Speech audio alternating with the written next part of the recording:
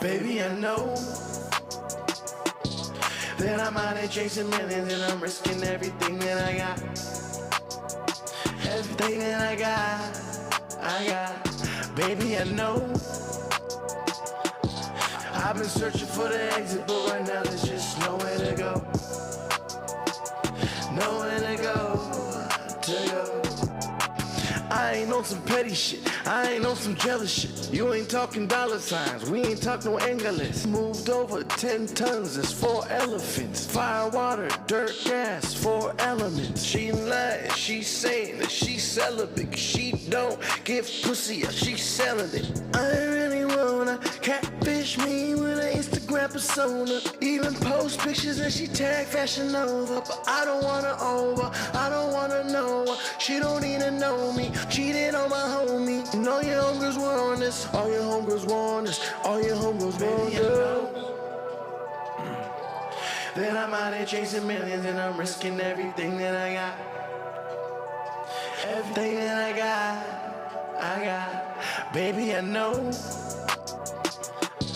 I've been searching for the exit, but right now there's just nowhere to go. Nowhere to go. I gotta be able to trust you.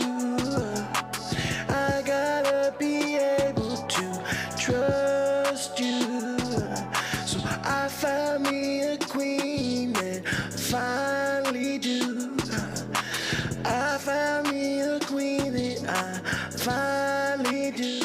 Hey, run a marathon. Got money on the phone like a telethon. Got money in the safe cause I'm hella and my living room TV a Jumbotron. Hey, so tell me what it is. You love to watch Narcos and this is what it is. Baby, what you scared for? You need to take a risk. Couple years, Cartier sitting on your wrist. Hey, I know that I'm out here chasing millions and I'm risking everything that I got. Everything that I got. Baby, I know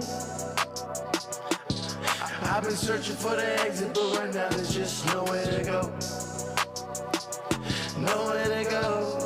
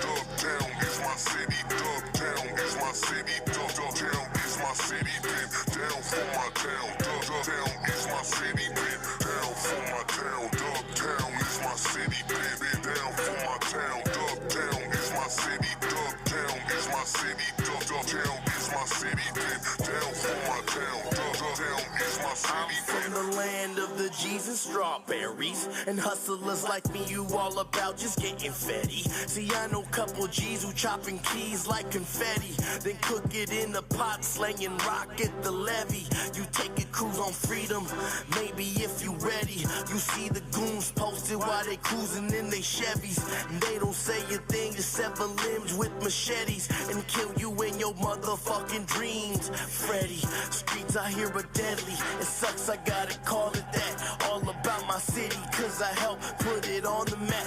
Warlords are relevant, I hear the haters talking trash. Watch the Ville fall, now you salvo that we brought it back. Y'all are mad, we got your tramp on the cam, on the back, grabbing on the chest like she about to have a heart attack. These are not the speculations, no, these are the facts. In with the new breeding, out with the artifacts, cause I'ma put it down for my town. Dubtown is my city, baby. Down for my town.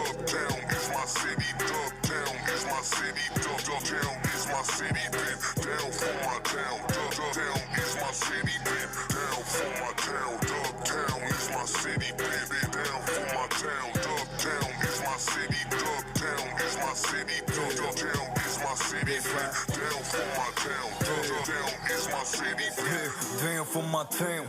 Dubtown is my city. Look around, bunch of homies living shitty. Little homies told the jigs, young bitches told the freaks. The homie boom on the beat, bass cracking concrete. You ever stacked a couple G's or pay rent off of music? Forever cutthroat. I ride with real homies that do it. Do it, send your ghost movement.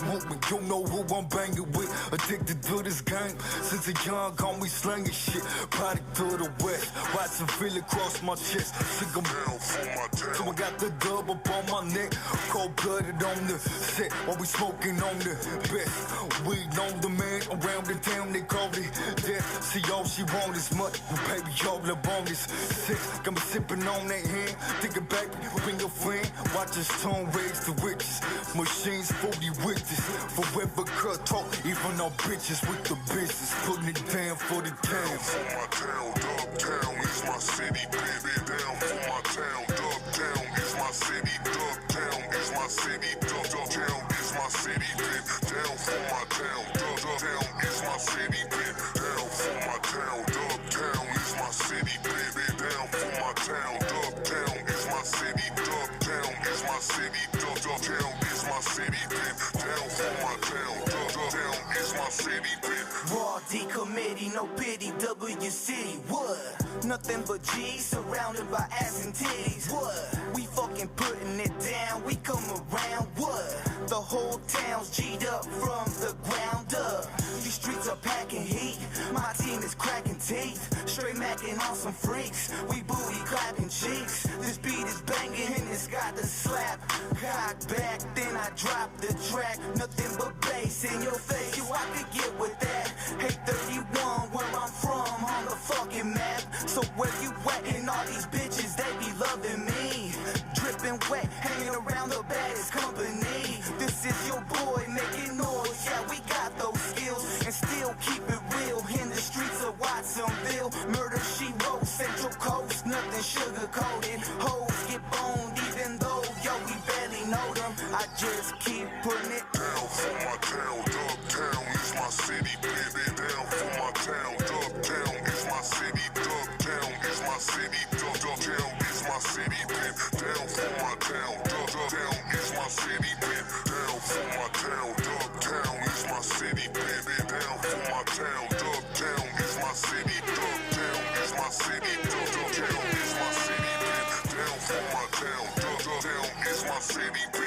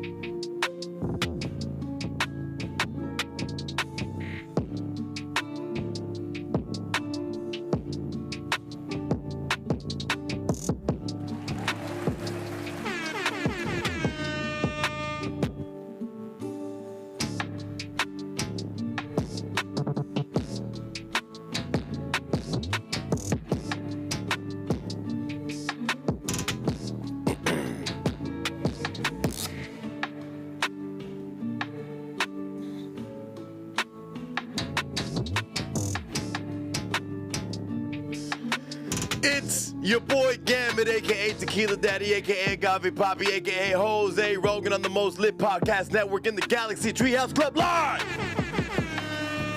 Yes! You know how we do, man. You know how we do. We keep it political over here, man. Man, listen. Like they say at church, man, it's better when we do it together. And I'll tell you what. I am enjoying watching the season finale of America with all y'all today, man. America is going wild. God bless America, though. You know what? I wouldn't want to be. We might be losing our minds right now, but I wouldn't want to be anywhere on Earth, man. It seems like it's a lot crazier other places around the world. You can't even go to a Taylor Swift concert in Europe without that shit getting blown up by ISIS, gang. But we lit. We lit, man. Shout out to everybody in the chat. Got my homie Tone Contreras in the building holding it down, man. All the mods, yes. Junior Martinez in the building. My brother Big Papa, a.k.a. Fresh out here. I don't know why you ain't modded up in here, Fresh. Let me get you a mod, gang. Let me get Fresh out a mod. There's no reason my boy Fresh out should not have a mod. Let me see. Contreras in the yeah, Don Weezy in the building, man. Don Walker. As a matter, monitor standard. Boom skis. Got my homie modded up. Yeah, man. How y'all doing, man? It's wild, right? We about to have first off, Trump is back on Twitter. You know what I'm saying? Trump is back on Twitter. And then at the same time, you've got Elon Musk offering to do this whole Donald Trump interview. So that's pretty exciting. We got it coming up in about 15 minutes. We're going to be transitioning over to Twitter and seeing what the vibe is, man. I wonder if it'll let me do a split screen with all these. Split view. It won't. Oh man, that would be so sick if I could do a split view. If I could do a split view, gang, with all of my, I just really need to be able to use. I need to be able to use Mix Effect, which is my producing software, and then I need to be able to have Apple Music and YouTube right next to each other. That'd be super sick. All right, so bet. All right. Let me put this in the chat, man. Shout out to the whole chat, man. Hopefully, it takes a little minute. It takes a little bit. We'll get everybody in here for sure. By the way, I'm gonna be doing an 831 rap report card. That's gonna be one of my last contributions to this, of many, to this scene of mine. Y'all know the vibes, man. I'm from Watsonville, California, man. Big 831 shit. I live in Salinas, California, man. Big 831 shit. Monterey Bay. But I'm moving the fuck out of here. I ain't gonna lie to you. I'm going to LA. And all these nerds that I'm talking about now and shit that I'm mentioning on my podcast that are local fucking shitty ass local ass rappers, all these guys are gonna be trying to go back and clip all the media of what I said about them in the past, and it's not gonna exist because I'm gonna take all that shit down.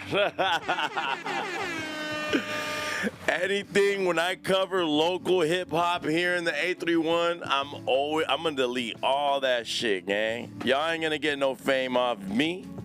The fuck?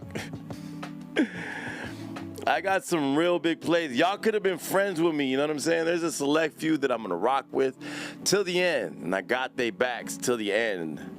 But these local ass rappers, gang, man, fuck these local ass rappers, bro. You know what I mean? My brother, my cuzzo, man, Albert in the building, man, a.k.a. Rise. What you doing, cuzzo? You excited for, I know you excited for this Trump interview. So I guess before we start, I could just, let me see, I'm going to bring this up. I'm actually going to bring this up right here. Here, let me, I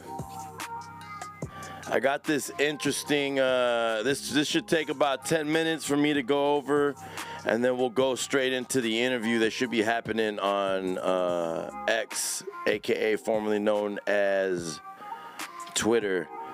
But I wanna share these this bit of information that I got. Hey, it's crazy, you know? It's like I'm beside myself. It's like there's a shadow of me because I'm wearing the exact same outfit. I actually am wearing the baggier one that I got on that picture. That screenshots, I'm wearing the baggier shirt. I got two different ones of these that I rotate. You know, I got this one, and then I got a baggier one. I'll be wearing the other one to the gym though. That one gets sweaty in this one, you know. I take this shit right off right after I do the pod. I take this shit right off. It's like I got a wardrobe just for this podcast. Shot a good fear God hat. You know what I'm saying? Because we're God-fearing men. Let me see here. Boom, boom. I think this is very interesting. Oops, I need to get rid of this and remove. Better get the first one. Boom.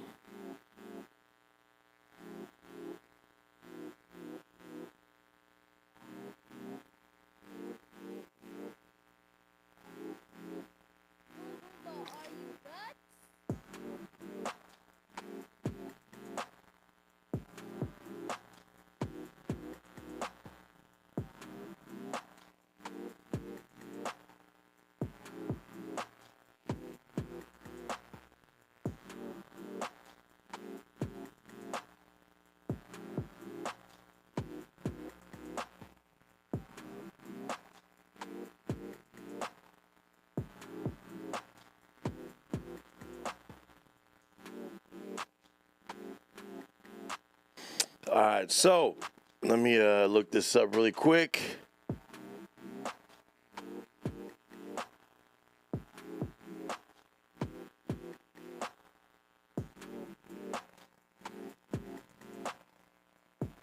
I sent myself these. I sent myself these two screenshots that I seen on X that were actually very good. What's going on, man? How come this shit's not coming through?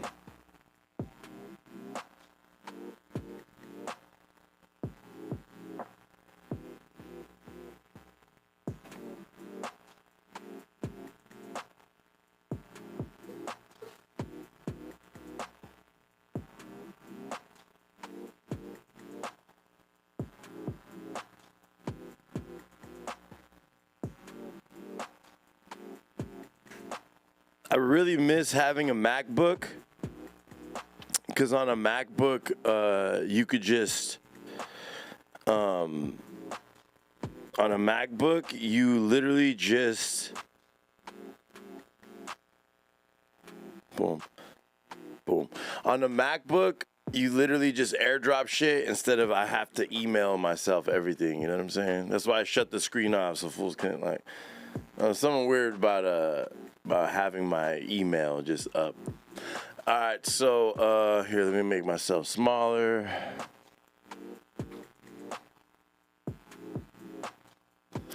So this list right here, these are the 20 promises that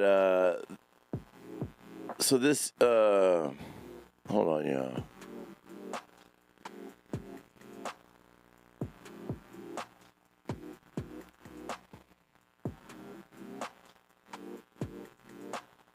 Boom.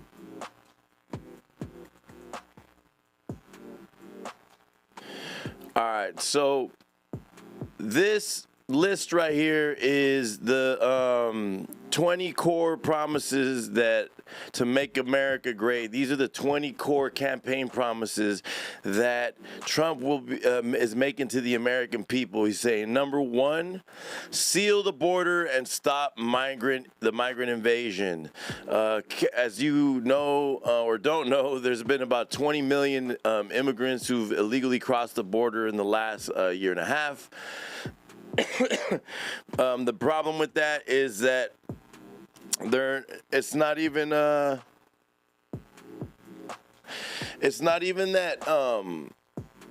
because for the most part, most Mexican immigrants are not here to cause no ruckus, you know, just to keep it a band. We all know that. But the problem with, oh, y'all caught me. Look at the marketplace. I'm looking for places to live, y'all. Oh, shoot, there's some addresses there. Well, don't mean I'm going to get those places. But anyways. So, the problem with it is there's a lot of people coming over that ain't even from the Americas. They're from places like Yemen, from China. Militarized age people who are illegally crossing our borders. They've caught a lot of terrorists and people of that sort crossing our borders illegally. And the Biden administration took hella long to try and stop that. The second thing is to carry out the largest deportation operation in American history. Now, it sounds crazy because y'all, they're gonna paint that narrative to seem like he is Hitler. You know what I'm saying? They're gonna make him seem like the most vile person in American history because this fool's gonna be getting rid of all the 20 million people who crossed the border illegally and came in here. And granted, I'm sure there's gonna be a lot of people he grants amnesty. People, I might be wrong though, you know, but they're. Me personally, I feel like a lot of people who are here to try and make America a better place and be contributors to our society, they might be easy on them. But as far as like the people who came from the Middle East, the people who come from China, they're going the fuck back. You know what I'm saying? They should not be here. I'm sorry. They should not be here. I'm not saying we shouldn't have Chinese immigrants or Chinese immigrants are all bad or anything like that. But a lot of people who are not even from Latin America or Mesoamerica or like even South America. There might be some Argentinian people fleeing the violence of what's going on down there. Maybe some people coming from other war-ridden or cartel controlled countries, like certain areas of Mexico or whatever, just fleeing that shit and coming here. Like I'm sure there's a lot of that. But a big portion of the people that was coming over our border aren't even from there, gang. So, you know, he plans to end inflation and make America affordable again. Make America the dominant energy producer in the world by far. Stop outsourcing and turn United States into a manufacturing superpower. Large tax cuts for workers and no tax on tips. Defend our Constitution, our Bill of Rights, and our fundamental freedoms, including freedom of speech, which is big for us and our platform, freedom of religion, and the right to keep and bear arms. It's crazy because he spelled bear wrong. Or no. He didn't spell bear wrong. He spelled it right. I'm an idiot. Defend our prevent World War III, restore peace in Europe, and in the Middle East, and build a great Iron Dome missile defense shield over our entire country, all in America. That tells you that something's a brewing. If you want to build an iron shield like they have in Israel. And the weaponization of government against the American people. Stop migrant crime epidemic, demolish foreign drug cartels, crush gang violence, and lock up violent offenders. That's going to be a tricky one because that's going to affect anybody that's in a street gang, or you know how there's a lot of popularization and romanticization of like street life and all this shit that you see in on a lot of podcast platforms. That's probably going to come to an end. If Trump gets into power, he's going to be super hard on gang members and anybody part of organized street crime. He's going to be very, very hard on them. You know what I'm saying? So be diligent, my friends. May the odds be in your favor. Rebuild our cities, including Washington, D.C., making them safe, clean, and beautiful again. Strengthen and modernize our military, making it without question the strongest and most powerful in the world. Keep the U.S. dollar as the world's reserve currency. Fight for and protect Social Security, Medicare with no cuts, including no changes to the retirement age. Cancel electric vehicle mandate and cut costly and burdensome regulations. Cut federal funding for any school pushing critical race theory, radical gender ideology, and other inappropriate racial, sexual, or political content on our children. Keep men out of women's sports. That's a big one. Deport pro-Hamas radicals and make our college campuses safe and patriotic again. Secure our elections, including same-day voting, voter identification, paper ballots, and proof of citizenship. I think I fuck with that. Unite our country by bringing it to new and record levels of success. All right, I rock with that too. So those are Trump's 20 campaign promises. Let's hit this chat and then let's see if they've put up the space already, man. Let's see. Let's see if they put up the space already.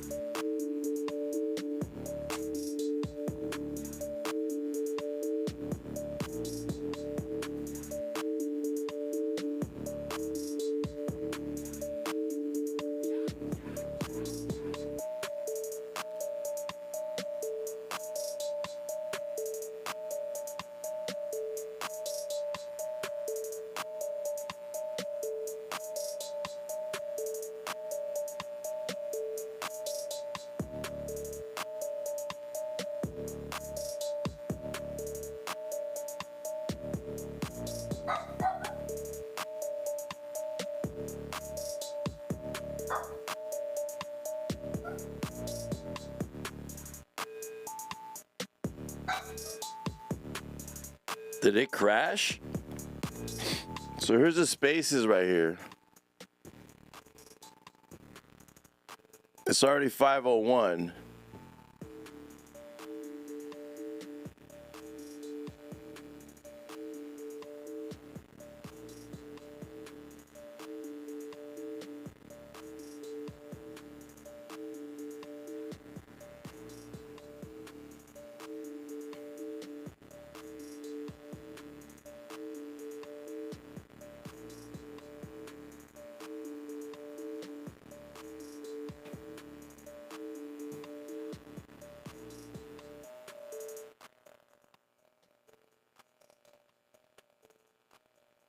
Chat, can y'all see if here? Let me see if I can log on my phone. I might have to log on in my.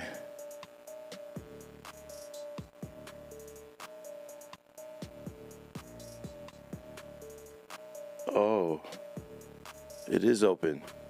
I think I'm gonna have to log on my.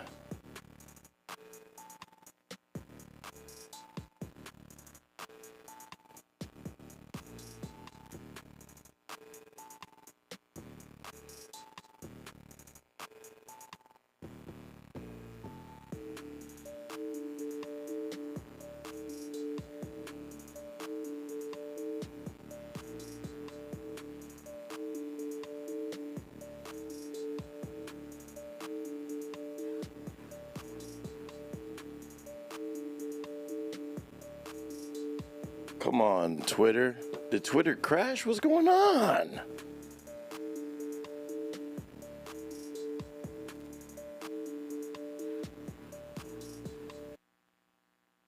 Bro, what is going on?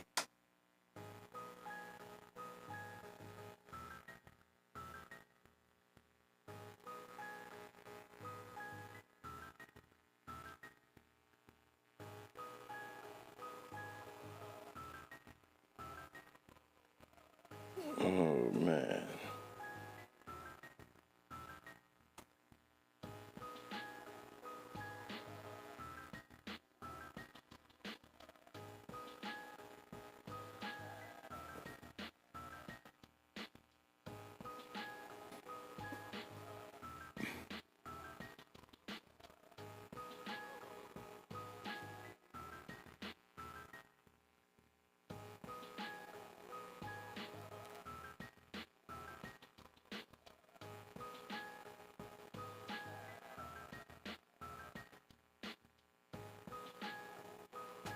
Yo, this shit's not working for me. Let me see.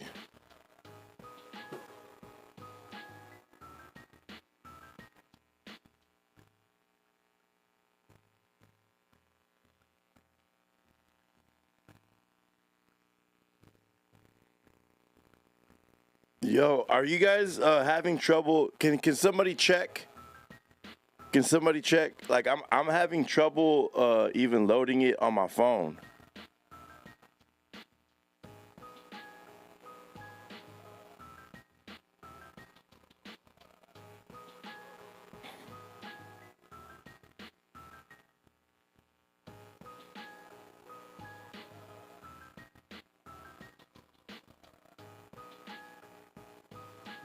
I tried it on my phone. My phone's not. It's saying it's not available. Did it crash, bro? I think it might have crashed.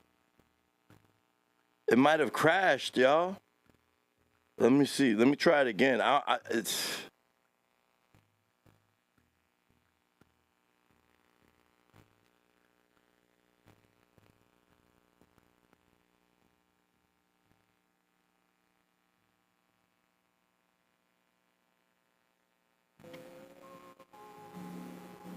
Space is not available. Can y'all Rice streaming? Is it working? I'm watching it right now. Where are you? I'm watching it on YouTube. All right, I might as well just go to YouTube. I tried it. I've used Twitter Spaces before. It must be so packed in there.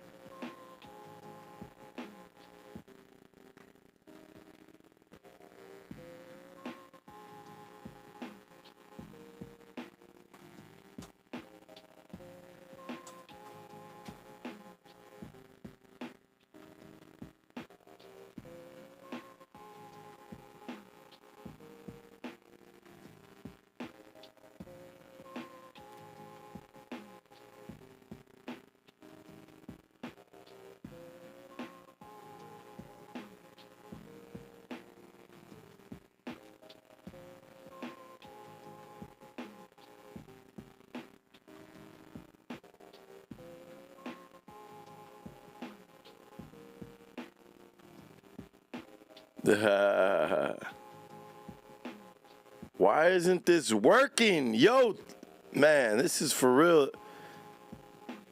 Because I'm not tripping, right?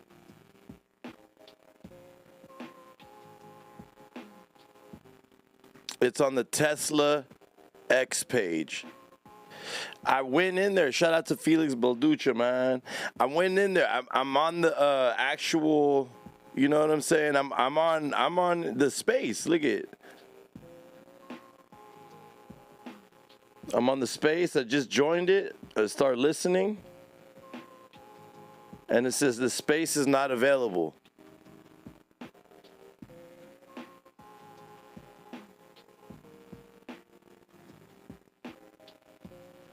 This is crazy. Let me see, man. See, I don't want to see some fucking douchebag like me. I'm already the douchebag on camera. Oh, here we go.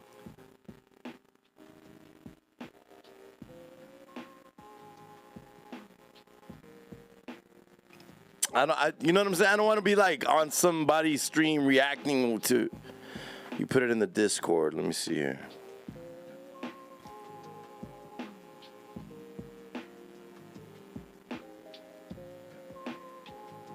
Let's see, general. No, I'm on here, general.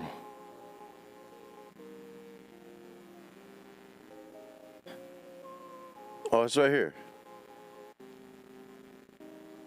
Currencies could be a game changer. It suggests a potential future where digital currencies are not just tolerated, but actively integrated into our financial system. Can you guys let me know in the chat? Potentially strengthening America's position in the global economy. In essence, our discussion about cryptocurrencies wasn't just about a new form of money.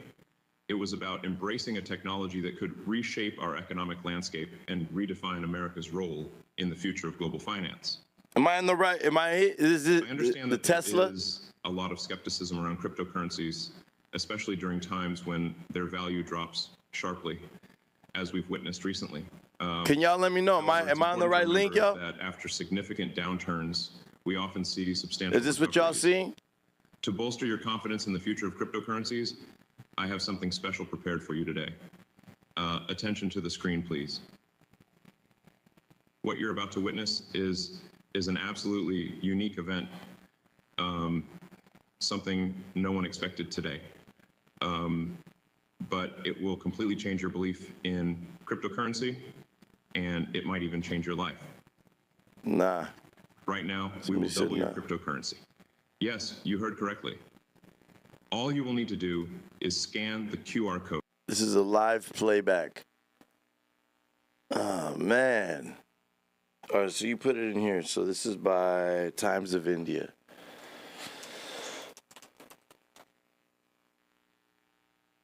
Boom. I hope I don't gotta listen to some dude talk like this in the background. In my body, and I will never, Is this it? let you down. My fellow Americans, our movement is far from over. In fact, our fight has only just begun.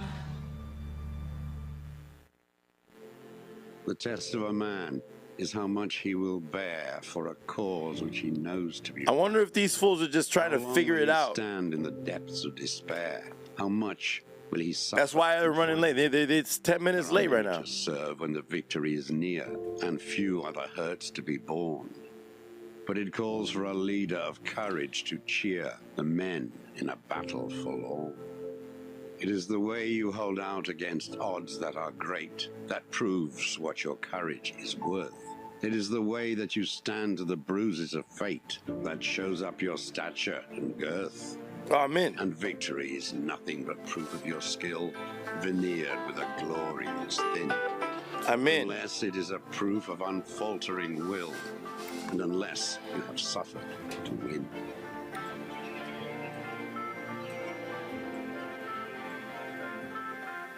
Is New York's Donald Trump running for president? So right now it's just on the let me see if it'll let me join it now. It's just playing music.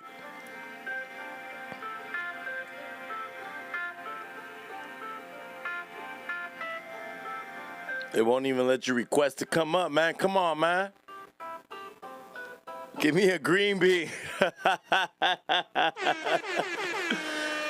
Come on, Elon. Shoot me that green bean, man.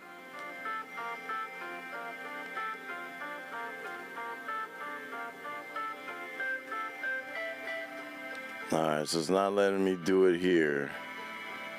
Word. Let me see if it'll let me join it now from my iPad.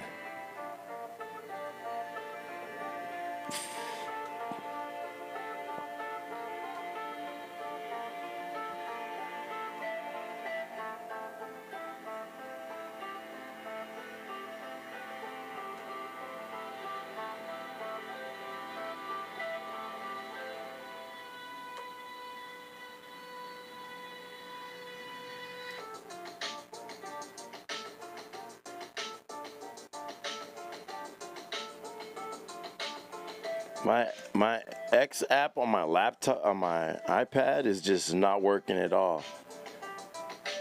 Rice, is that what you're saying about yours?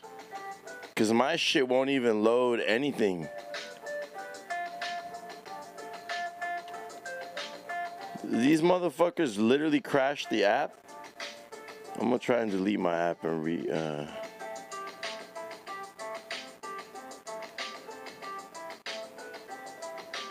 so I don't want to have to broadcast from my phone. So we're literally waiting right now. It has not commenced yet.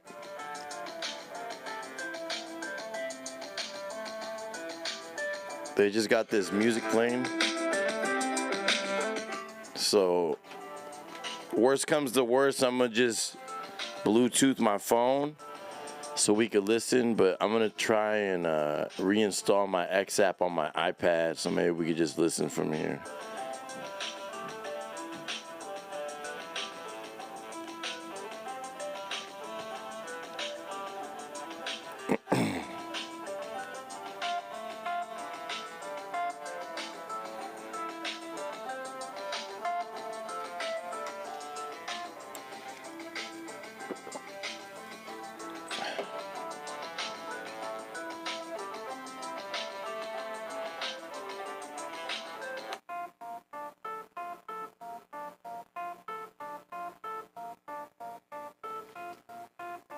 Let me see, man.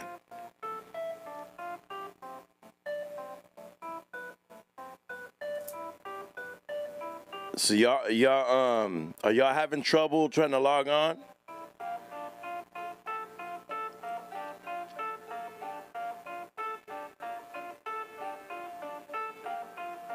I added the X channel stream on YouTube.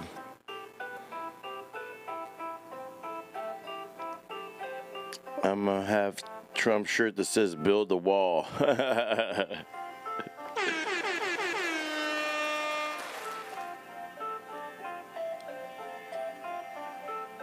Touchdown, yeah. All right, so let me reinstall X.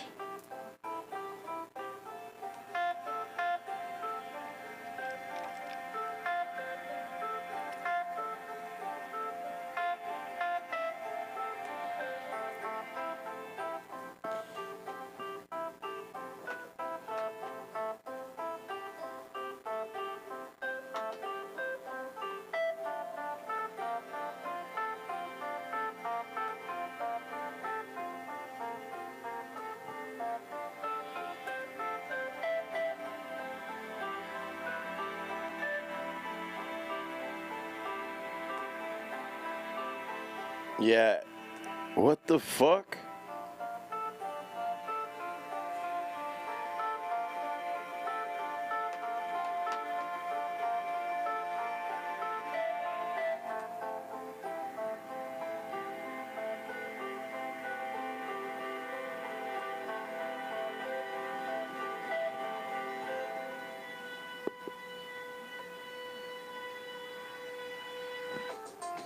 Yo, something's up with X, bro. Here, let me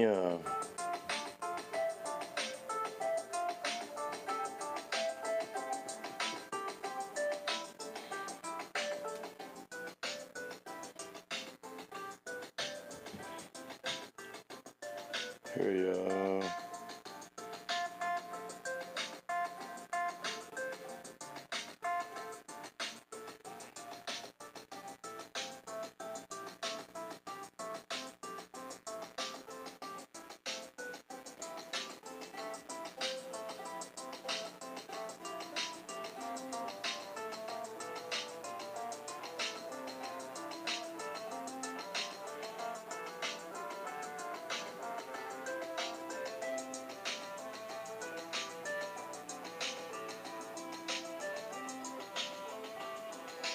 Let's see if it'll play.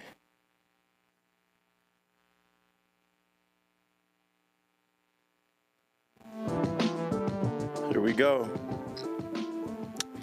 So right now, I guess we're waiting. I guess that's what's happening. Let me see what some of the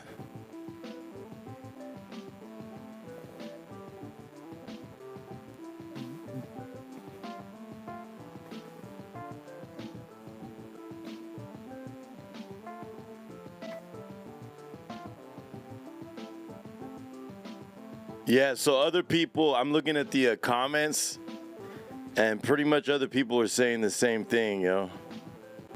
That it's crashing for them. I only hear music as Trump and Elon speaking. I'm in the room waiting. Yeah, so right now we're just waiting. So that's what you can hear. They're just playing music. I'm sure this is the first time they do something this big and do something like this on this app. So, You're in if you can hear the music. Word, that's what shout out my cousin Rice. So yeah, so we're in the space right now. That's what you can hear. That music that you can hear in the background is the space. We're just waiting for them to go live. And yeah, so let me make myself a little bit bigger here. Since we are actually, let me just put myself in the middle. Boom. So right now we're in the spaces. We're waiting for them to go live. And yeah, man. So what are your thoughts, man? What do you guys think was gonna go on right now? Let me go through some of this chat. So if y'all can hear that music in the background, that's we're in the space with Elon Musk and Trump. I'm sure they're just getting everything dialed in. The shit's been crashing. If I'm looking at the comment section of the Twitter, I can't even log on to my Twitter on my iPad right now. It's so bad. Yes, please follow us on Discord, man. Hit that like button on the way in. A3 Kirk Gonzalez, 831, baby. 831 in the house, man. Trump just sent out the link on X. Welcome back, 45. Trump already has 73K on his space. That shit has a lot, bro. Let me see. What'd you say? Elon Musk just tweeted there appears to be a massive DDoS attack on X, working on shutting it down. Worst case, we will proceed with the similar number of live listeners and post the conversation later. Dang, so we're lucky we're able to get in right now. So somebody's trying to block this shit from happening, yo. I'm telling you. I'm enjoying watching this final season. Glad I'm here for it. And I'm glad you're here to watch it with me.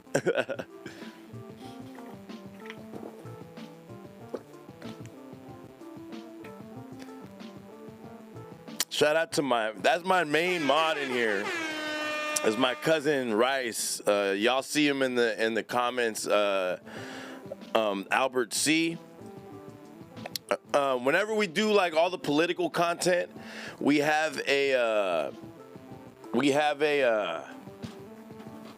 group chat with Boy, myself, and my cousin where we just share nothing but politics articles. You know what I'm saying? Like, and then we just share all the information, cross-reference shit, and then come and deliver it on Wednesday. So he's the one that taught me to go on Twitter and get like information from there because it's like right up to date, bro. He's got he loves that app so much he paid to have like an actual verified account and shit. So my cousin got an actual Twitter membership. So he really fucks with the app. He really believes in the platform, and he's been rocking with it since it was Twitter, you know?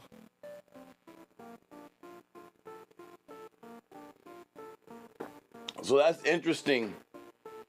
They're saying that they have an attack on the system, and they're trying to figure it out.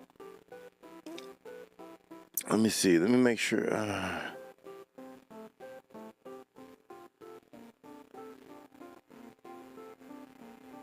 Yeah, man, we can't watch it through the Indian times, though, gang. Are you watching it? Oh, the Tesla one, the Tesla. I know the Tesla, Tesla was good.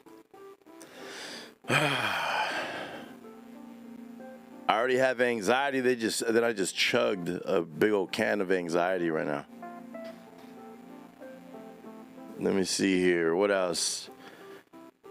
He's not getting no amnesty. He already said he's not granting no amnesty. Shout out to my Yemenis folks in the city. What about when he said birthright citizenship? I don't know. I don't know about birthright citizenship. If you were born here, you deserve to be here. You feel me? Shout out to Kamala took his idea of removing taxes from tips. Yeah, she don't. Yeah, they don't think about shit like that. So he pretty much said no more pro-Palestinian protesting. I'm watching it on YouTube. I'm watching it right now. No, I think you're allowed to protest for that's part of the freedom of speech. But I think when you were pushing the narrative of one of our like direct enemies, like Hamas, ISIS, like Nazis. I feel like Nazis too, bro. If you walking around with a fucking Swazi on you, bro, like it's so ignorant to me when like these like nationalist white supremacists mob around with like Swazis on them. It's like you guys are like. Those were our enemies, bro. The Nazis were they're fascist enemies of ours. Like, why would you want to rep them? Why would you want to bang that? You might as well go to Germany, gang, and bang a German flag. Germans don't even fucking rock with Nazis, and it's like super illegal over there to be Nazis. So yeah, the same thing. Just like we don't want to promote ISIS and Hamas, and you know what I'm saying? Like, you could go protest you could be pro-Palestine, right? Without having to be pro-Hamas or, you know what I mean? You could just care about the people more than you gotta, like, you know, these little small factions are, you know, it's like we're replacing one oppressor for another. You know what I'm saying? Like, them factions cause terror and still, like, they still oppress their people. You feel me?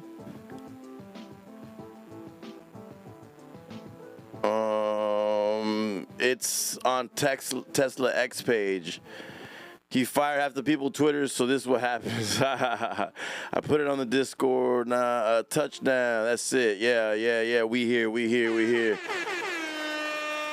Rolling one up right now. Shout out my dog 510 Classics in the building, man. What you rolling on, man? What you guys rolling up? What y'all smoking on? Added the X channel stream on the YouTube. Yes, I have a Trump shirt that says "Build the Wall." Everyone is having issues connecting right now. Other streamers saying the same thing. Yes, send back all the people. Definitely a DDoS attack. Send back all the people who they post on Fools Gone Wild. Those are the Mexicans we need gone. And I ain't gonna lie, I'd much rather send those dudes back and keep the hard workers who just are here to work. You know what I'm saying? I fuck with my Mexican people. The ones who are coming here, bro, like, there's just a culture of, like, hard-working Mexicans I fuck with, bro. Those are my gente, bro. I fuck with them. You know what I'm saying? 212K in that space currently per Elon DDoS attack. Yeah. Thanks for the update, Rice. So right now they're dealing with a cyber attack on the spaces. They're trying to figure it out. Elon Musk isn't even in the space right now. It's just Trump. I'm in here right now. Yeah, Elon's not even in here, so he's probably out trying to figure this shit out.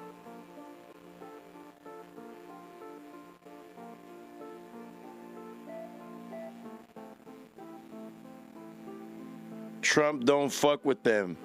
Yeah, hell yeah, he fucks with the hardworking Mexicans, bro. Those are the dudes who are all supporting him, bro. You'd be surprised, bro.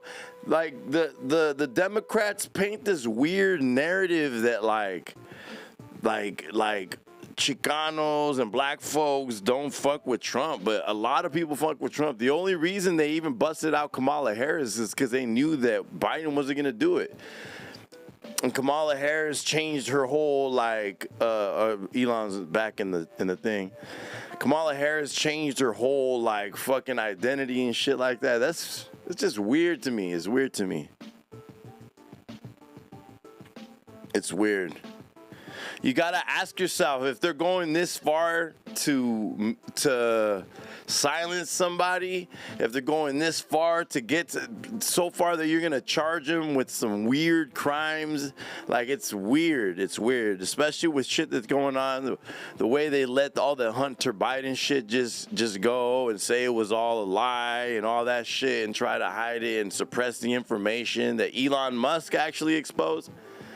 I don't know. It's just too much evidence to prove that they don't want this dude around for some reason. If you got establishment politicians going so far out of their way to try and stop this fool from running and try and stop this fool from talking and all this shit. Look, there's a whole cyber attack on Twitter, one of the most secure platforms. Just the whole cyber attack going on right now. You know,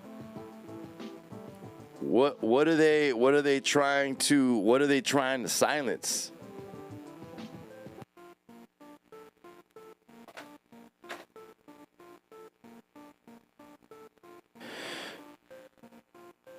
I said, bro, this is just what came out of his mouth and based off what he said and who he's catering to.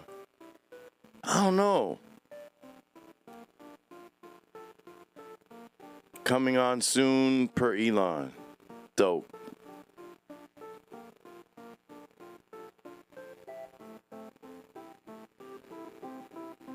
So we're gonna be listening soon.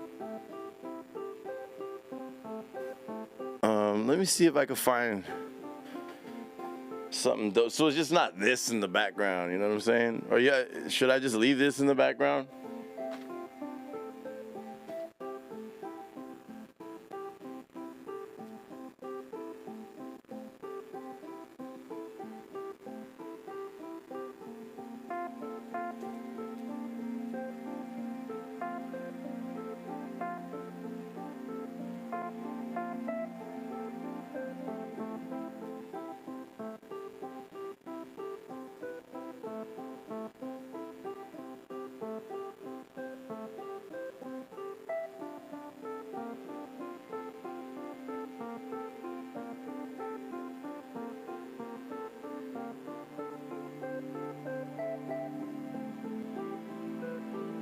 I'll do this one right here.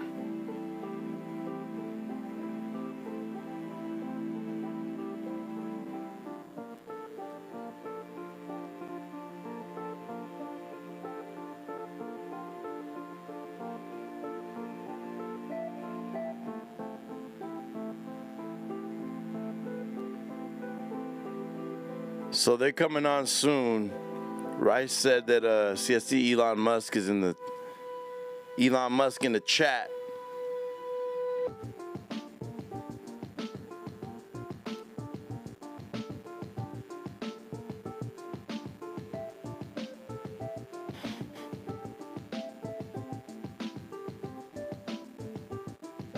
Hope everybody's having a beautiful beginning of their week. I'm glad I was able to host this with y'all, man. It's like a dope watch party. We're going to do more of these. I like these little watch parties we've been doing. The debates, we got a couple debates coming up. We'll do a watch party for them. I'm fucking with these.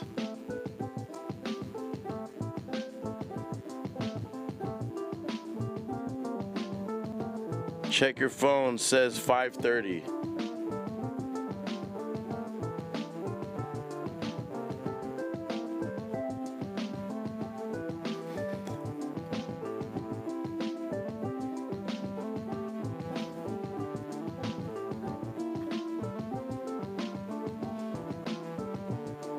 We will proceed with the smaller number of concurrent listeners at 8:30. That's Eastern Standard Time, which to us is 5:30, which is just any minute now. And then post the unedited audio immediately thereafter. We tested the system with 8 million concurrent listeners earlier today. There appears to be a massive DDoS.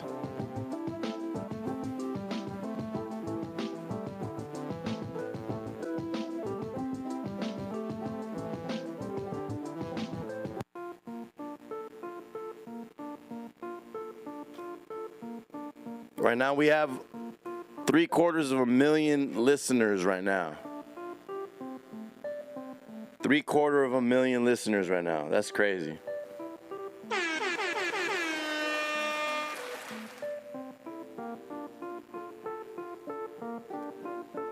What y'all rolling up, man? What y'all smoking?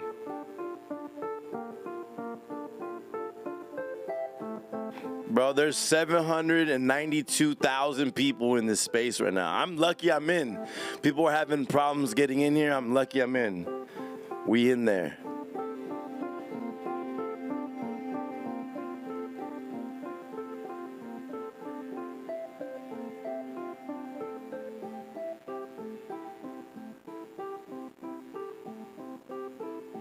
I don't even know, bro. This is going to be such a difficult 806,000 people in the space right now. That's so fucking crazy. Watch. Elon Musk just left. So we're probably going to start soon once he comes back.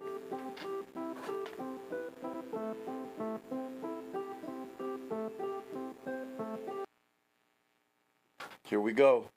Here we go, y'all.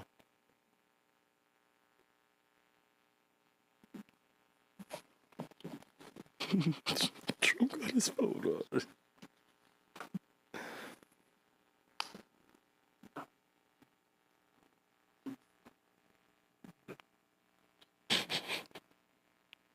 So awkward. I don't know if this fool knows that he's off mute.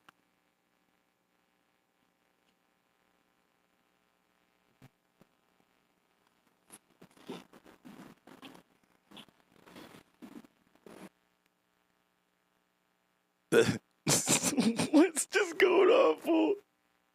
I don't think Trump knew that he was off mute right now, gang.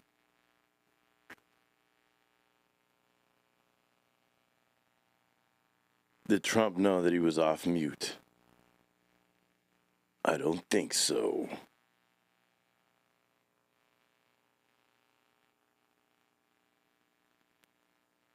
I don't think he knows.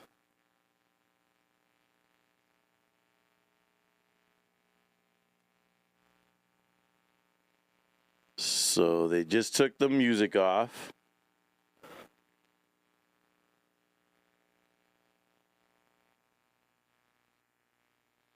They just took the music off. Here, let me throw some music on over here.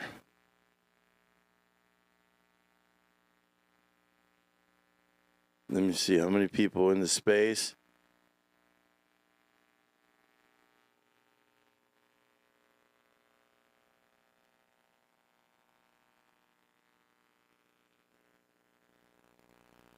What? Bro, they just lost almost every. It's only 121,000 now. Oh, those are chats. Yeah, it's got almost 900,000 people. That's insane.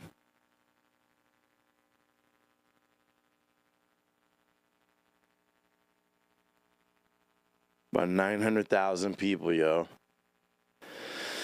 Let's see here.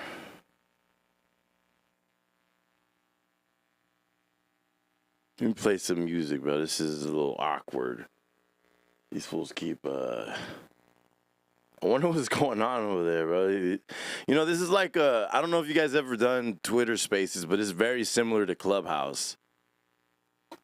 And you pretty much go on there and you could just talk or whatever, have whole discussions, but for whatever reason, they're having technical difficulties over there.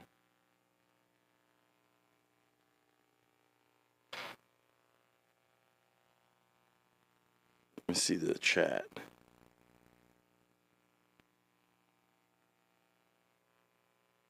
Please let Elon know we can't join. Yo, that is hilarious, bro. There's legitimate, like, journalists and shit that are trying to join. Elon's in here. Elon just joined.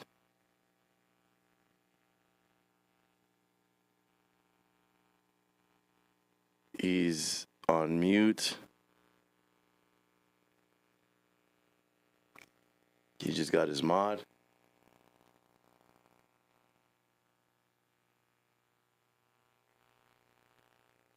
So let me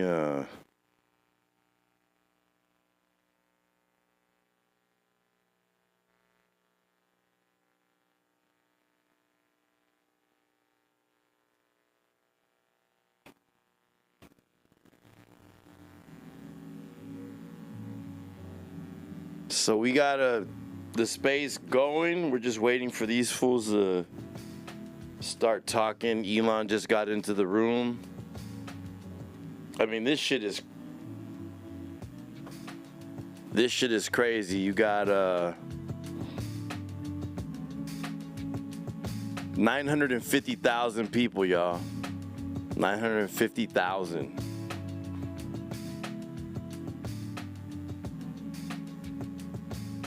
So Elon's on mute.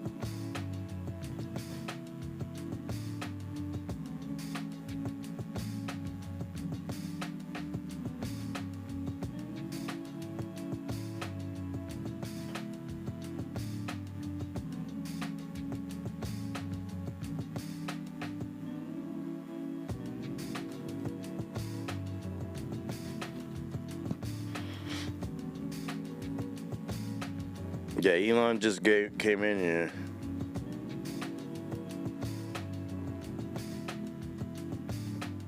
It looks like they're getting ready.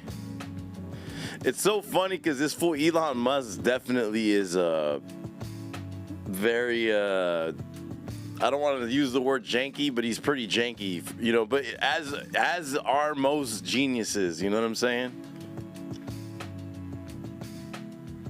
Elon Musk reminds me of when Iron Man built the iron suit inside of that cave. That's what Elon Musk reminds me of.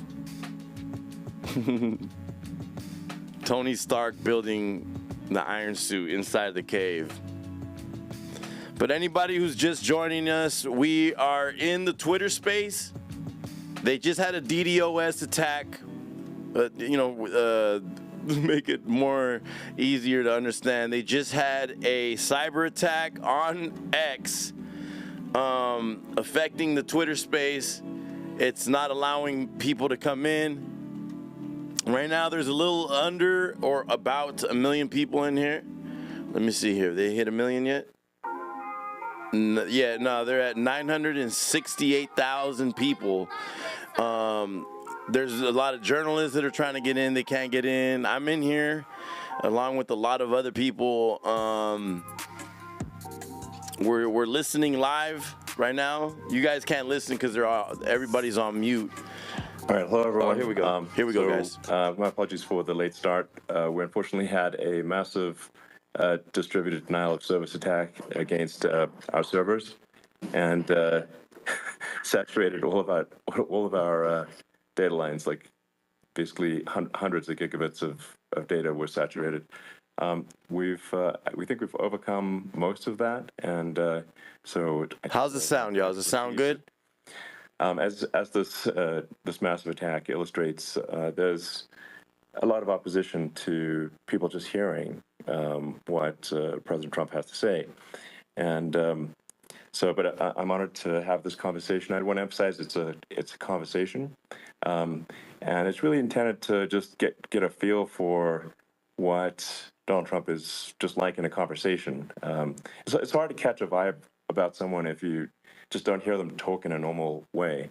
And when there's an adversarial interview, it's like no one's themselves in an adversarial interview. So this is really aimed at kind of open-minded, independent voters who just trying to make up their mind. So you can understand like what is what is it just like to have a conversation? So, honored to Donald. Great to speak. We had a great conversation yesterday. As you mentioned yesterday, if we could just record that conversation and post it, it would have been excellent. And I hope we can have something like that today.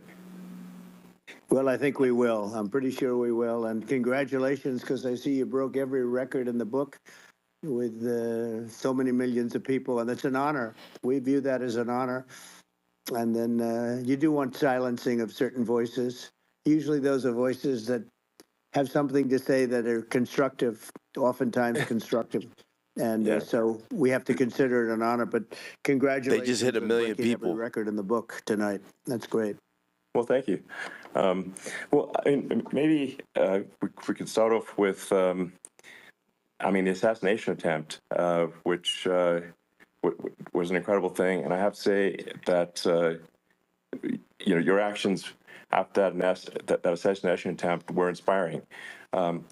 You know, you, instead of shying away from things, instead of ducking down, you were pumping your fist in the air and saying, fight, fight, fight. And I think that's, I mean, you know, the president of the United States represents America, and I think that is America. That is strength under fire, and so that's you know, a big you know, part of the reason why I was excited to endorse you as the president of the United States for having another term here is that was just incredibly inspiring. But I mean, what was it like for you?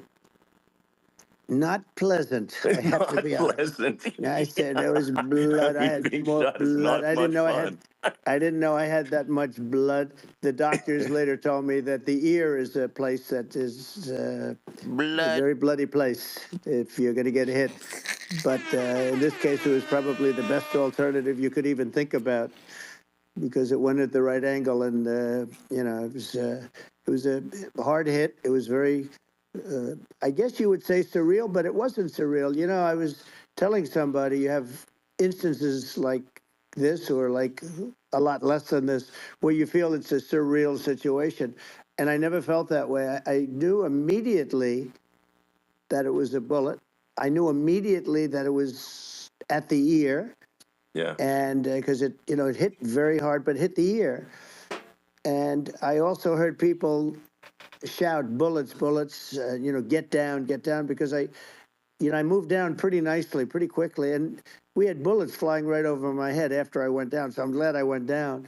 The bigger miracle was that I was looking in the exact direction of the shooter. And so it hit me at an angle that was far less destructive than any other angle. So that was the miracle. That was, for those people that don't believe in God, I think we got to all start thinking about that. You have to, you know, I'm a believer. Now I'm more of a believer, I think, and a lot of people have said that to me. A lot of great people have said that to me, actually. But it was amazing that I happened to be turned just at that perfect angle. And all because I put down a chart on immigration that showed that the numbers were so great. I love that chart even more maybe now. It's a sign. Maybe that's a sign, you know. Elon's awkward. You highlighted a serious issue, and at that it's moment, because he's got Asperger's. The bullet missed your, you know, hit your ear, but you know, missed your head. I mean, the amazing thing is that the sign, I said, bring down that sign on immigration, and it was literally about an eighth of a second where it would be good, and after that it was going to be a disaster, no matter which way you were facing. But it just had that perfect angle, which was exactly at this shooter. Very sad situation, such a sad situation. As you know, we lost somebody that was great, Corey, who a firefighter, a great gentleman, a great Trumper. He was just a fantastic family and a fantastic man. And a friend of mine came up, Elon, and said, I'd like to give the family some kind of help. And I said, all right, that's great. He said, do you mind? I said, I don't mind at all. And he wrote out a check for $1 million, gave it to the wife. And, you know, she said, this is really nice, but I'd rather have my husband back, which is a nice thing for somebody to say, to be honest. She's great. The family is great. And we raised a lot of money for them and for two other gentlemen are unbelievable people also. They were hit really badly. They thought they were not going to make it, and they did. The doctors in the Butler area, I tell you, they were incredible. They saved the two, and they were really hit tough, both of them, equally. And we thought, my first question was, because I heard bullets flying over me, and I said, how many people were killed? Because we had a massive crowd there, a tremendous, thousands and thousands of people, and there was no land. I mean, it was all people. So I said, how many people have been killed, because I knew there were other shots being fired. And they said, we don't know yet, but some people have been badly hurt. And I have to give the Secret Service a sniper, they call him, or sharpshooter, but sniper, because he didn't know there was a problem. He's an extraordinary shot, obviously, and he didn't know there was a problem. And he was able to pick it all out within 5 seconds. And he used one bullet from very far away, I guess probably about 400 yards. The shooter was 130, but he was on the opposite side of the field and the podium. And he saw the smoke and the flame from the gun, immediately recognized it, and immediately took a shot.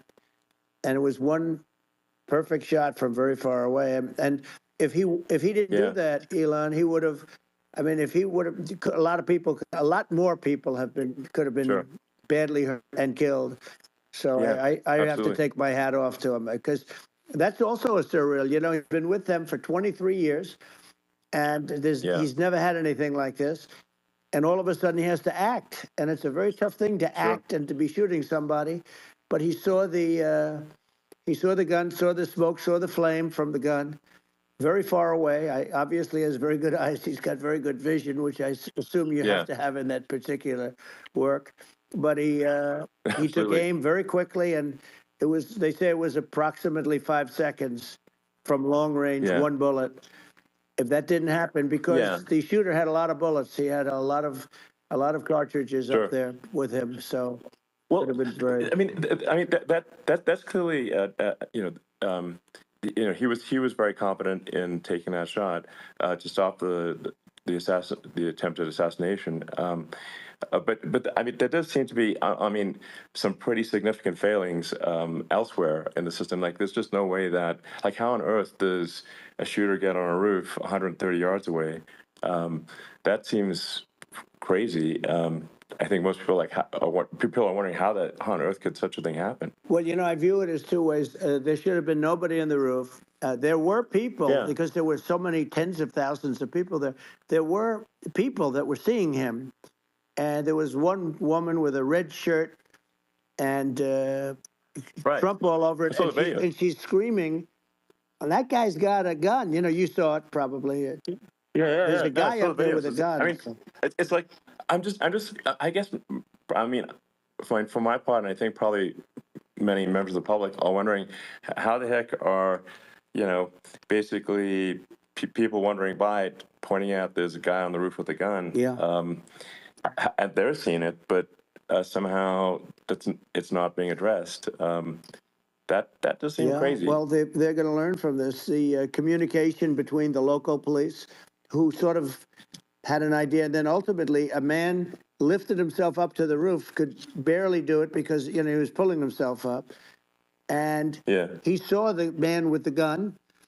The man with the gun pointed the gun at him. He thought he was probably going to get shot. But, he was like pulling himself up. And because of that, he couldn't get to his gun. And he fell down, actually very badly hurt his leg, his ankle.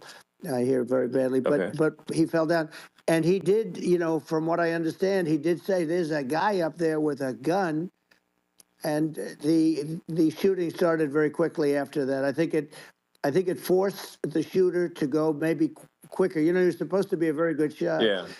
My sons, Don and Eric, they can't believe what happened, but they said from 130 yards, a bad shot would hit that target almost every time. They said it's like in golf, sinking a 2-foot putt. Yeah, it's not a tough shot. It's not a long shot.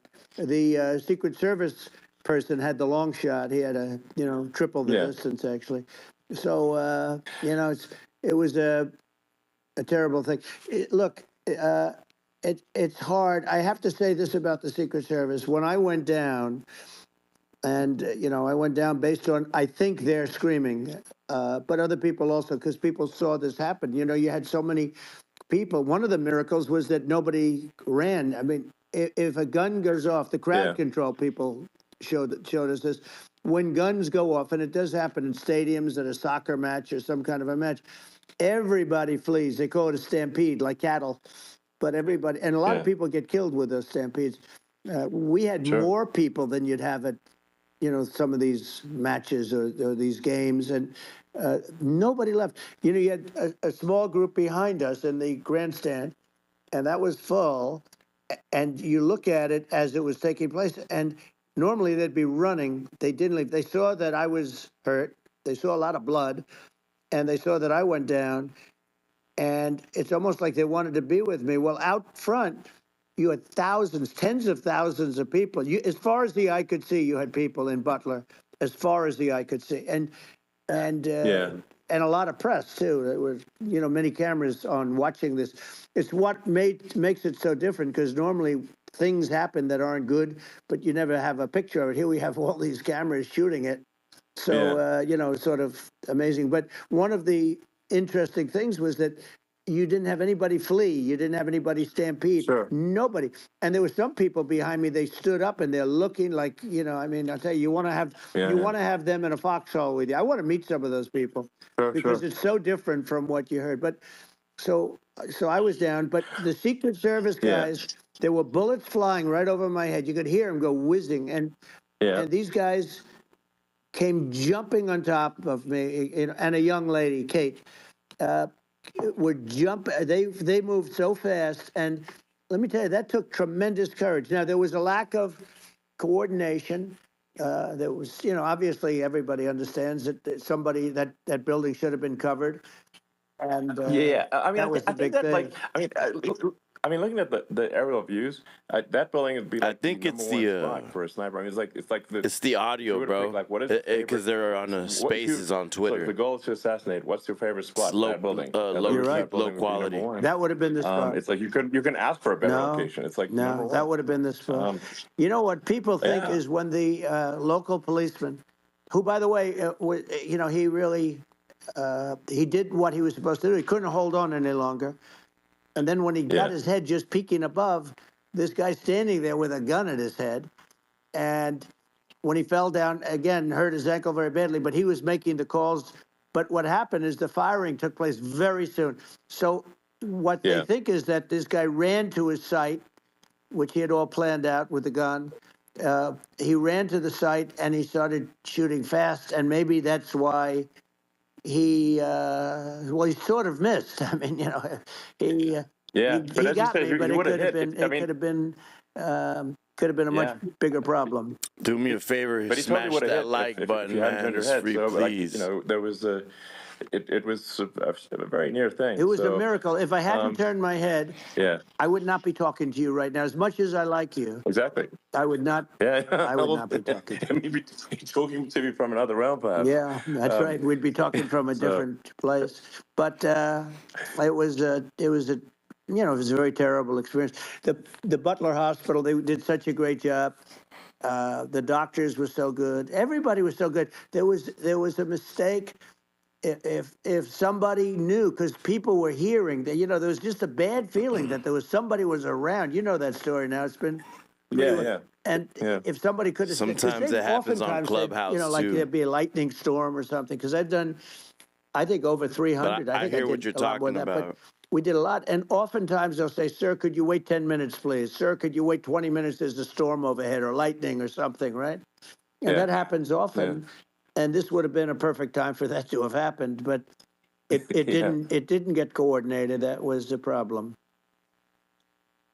Well, it was I think your actions in the heat of fire, and like what I found admirable there was that you can't fake bravery under such circumstances. The courage is instinctual, or it is not. It's not a rehearsed action, and so I just want to say that I think.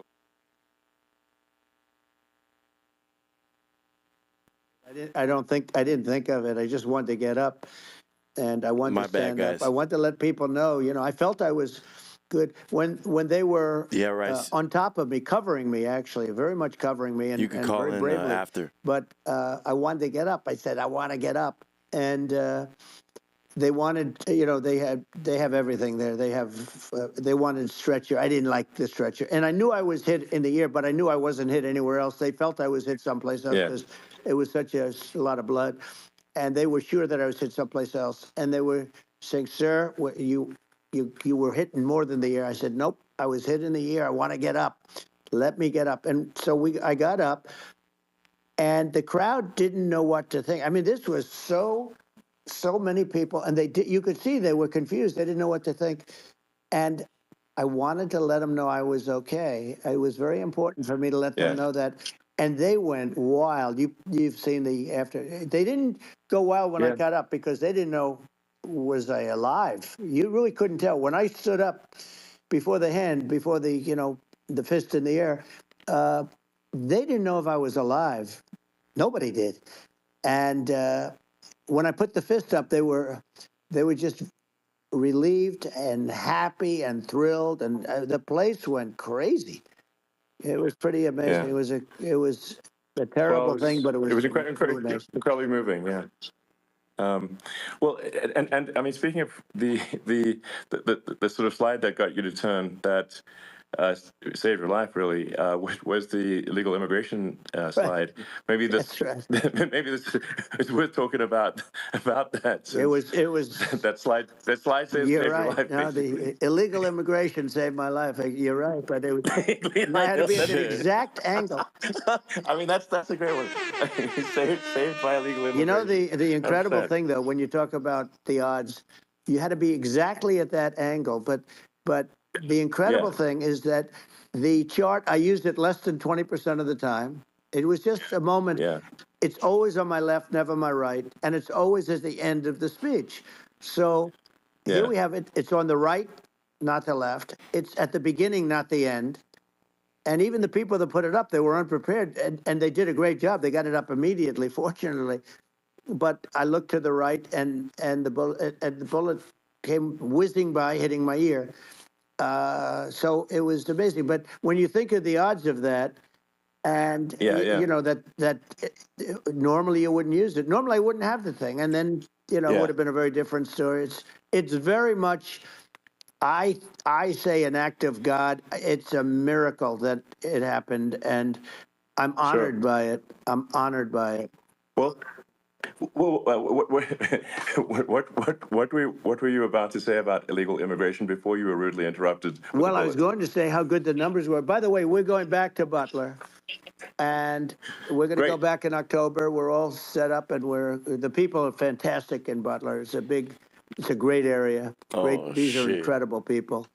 Like the three that, in the case of Corey killed, and the other two, the families I got to know them a little bit, and the families are great. But we're going back to Butler, and I think I'll probably start by saying, as I was saying, prior to being so horribly interrupted. But so rudely interrupted by an assassination attempt. But the chart. Some people have no manners. Elon, the chart was just a chart that, in my last week, we had the best illegal immigration numbers, meaning stopping. It was at the lowest. You've seen the chart. It's become quite a famous chart. But that was the lowest point ever recorded. It was a really, I mean, I was very proud of those numbers. And then you see what happened with these people, Kamala and Joe.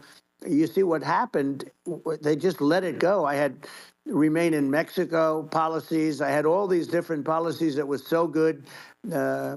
Guys like Tom Homan and Brandon Judd from Border Patrol. These are all people that they've been on television. They says the best numbers we've ever had. We had so many different checks, catch and release in Mexico, not the United. We had catch and release in the United States. We had it in Mexico. We had so many things. We had things where many people come in there, they have contagious diseases. We had everything passed. If you have a contagious disease, I'm sorry, but we cannot allow you into the country. So we were setting literally records, and all I was doing is showing that, and I use it sometimes. And in this case, I'm glad I used it. I can tell you that. But there were fantastic numbers. But I'm going to sleep with that chart always. I'll be sleeping with that chart. That chart was very important. Very important for a lot of reasons. Well, I mean, I mean, would it be accurate to say that you're supportive of legal immigration, but but we obviously need to shut down illegal immigration, and especially unvetted illegal Yes. immigration, because and that's not the same as saying that everyone who's an illegal immigrant is bad. In fact, I think most people who are illegal immigrants are actually good, but you can't tell the difference unless there's a solid vetting of who comes across the border. Does that accurately 100%. represent your position? I say it Okay. very simply. They have to come in legally. They have to be checked. Yeah. Because look, Kamala was the border czar. Now she's denying it. Everything that I do, she's saying she was strong on the border. We're going to be strong. Well, she doesn't have to say it. She could close it up right now. They could do things right now. It's horrible. No tax on tips, and all of a sudden she's making a speech and there will be no tax on tips. I said that months ago. And by the way, they had just the opposite. They had not only tax on tips, but they hired 88,000 IRS agents, and many of them were assigned to go get waitresses and caddies and all of this on tips. They have a policy. They had a policy that they were really going to go after you, and were really harassing people horribly. And then all of a sudden, for politics, she says, she comes out with what I said, which I think is terrible. And I think it's also hitting them very hard. These people are fake. Now they're also saying they did a good job on the border. We had the worst numbers in the history of the world, not of our country. There's never been a country in history that has had a catastrophe like this. We've had, I believe, and I think you believe this too, you hear 12 million, 13. I believe it's over 20 million people came into our country, many coming from jails, from prisons, from mental institutions, or a bigger version of that is insane asylums. And many are terrorists. And I'll tell you what, they're coming not just from South America, they're coming from Africa, they're coming from all over the world. They're coming from Asia, they're coming from the Middle East, they're coming from countries that are stupidly and horribly bombing Israel October 7th. They're coming from all over the world. And you look at, it's so sad, October 7th, because it should have never happened. Yeah. It's so sad when you look at Ukraine. It should have never happened. We have a defective government. These are defective people, and they're not people that should be running it. But where you see it the best is the border, because you have millions of people coming in a month. And then she gets up and she tries to pretend like she's going to do something. She had 3.5 years. And by the way, they have another 5 months that they can do something, but they won't do anything.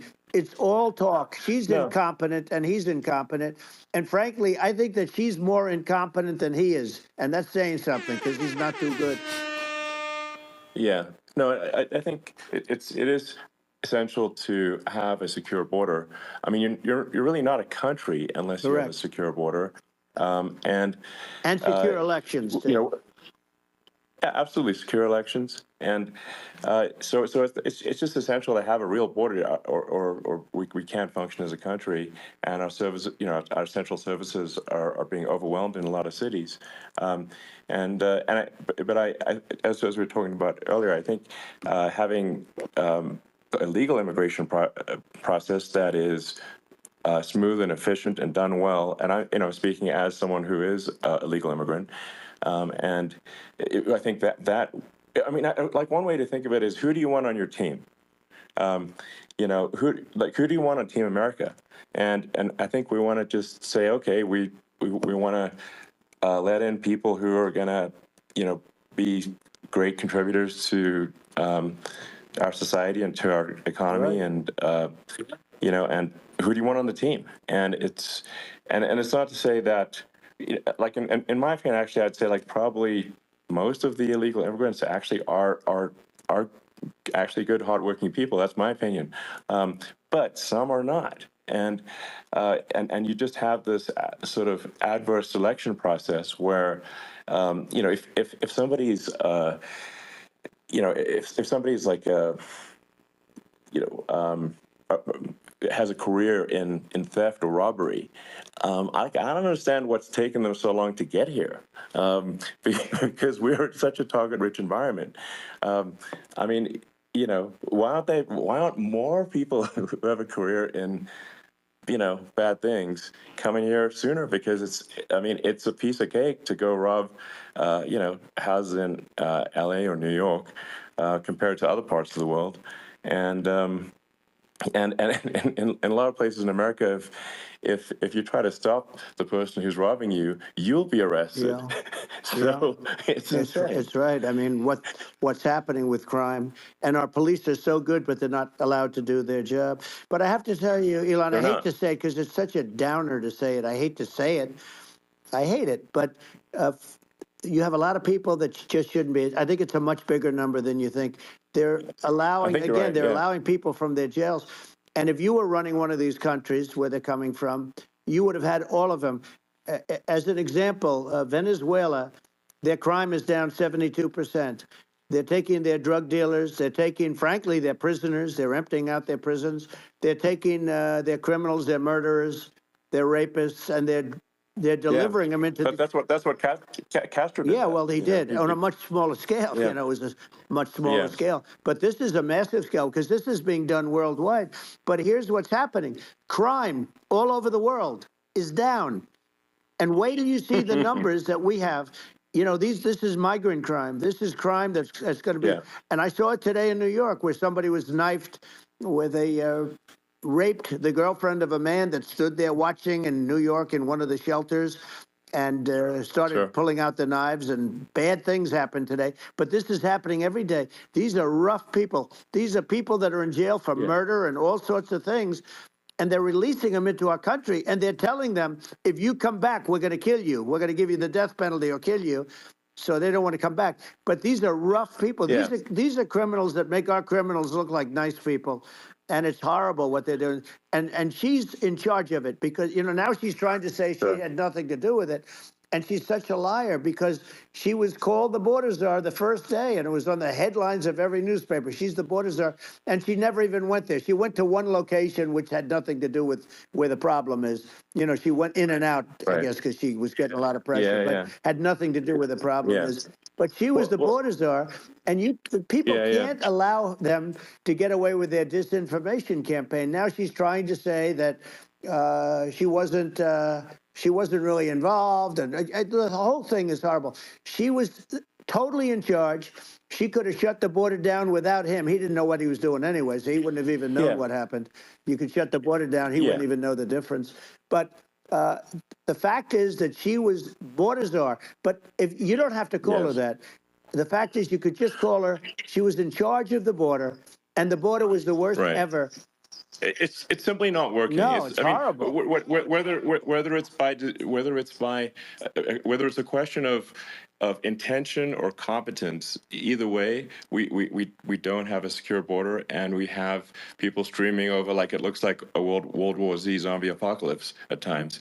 And sometimes you got to sort of wonder, like, is it real or not? So because you see things, you're like, is it real?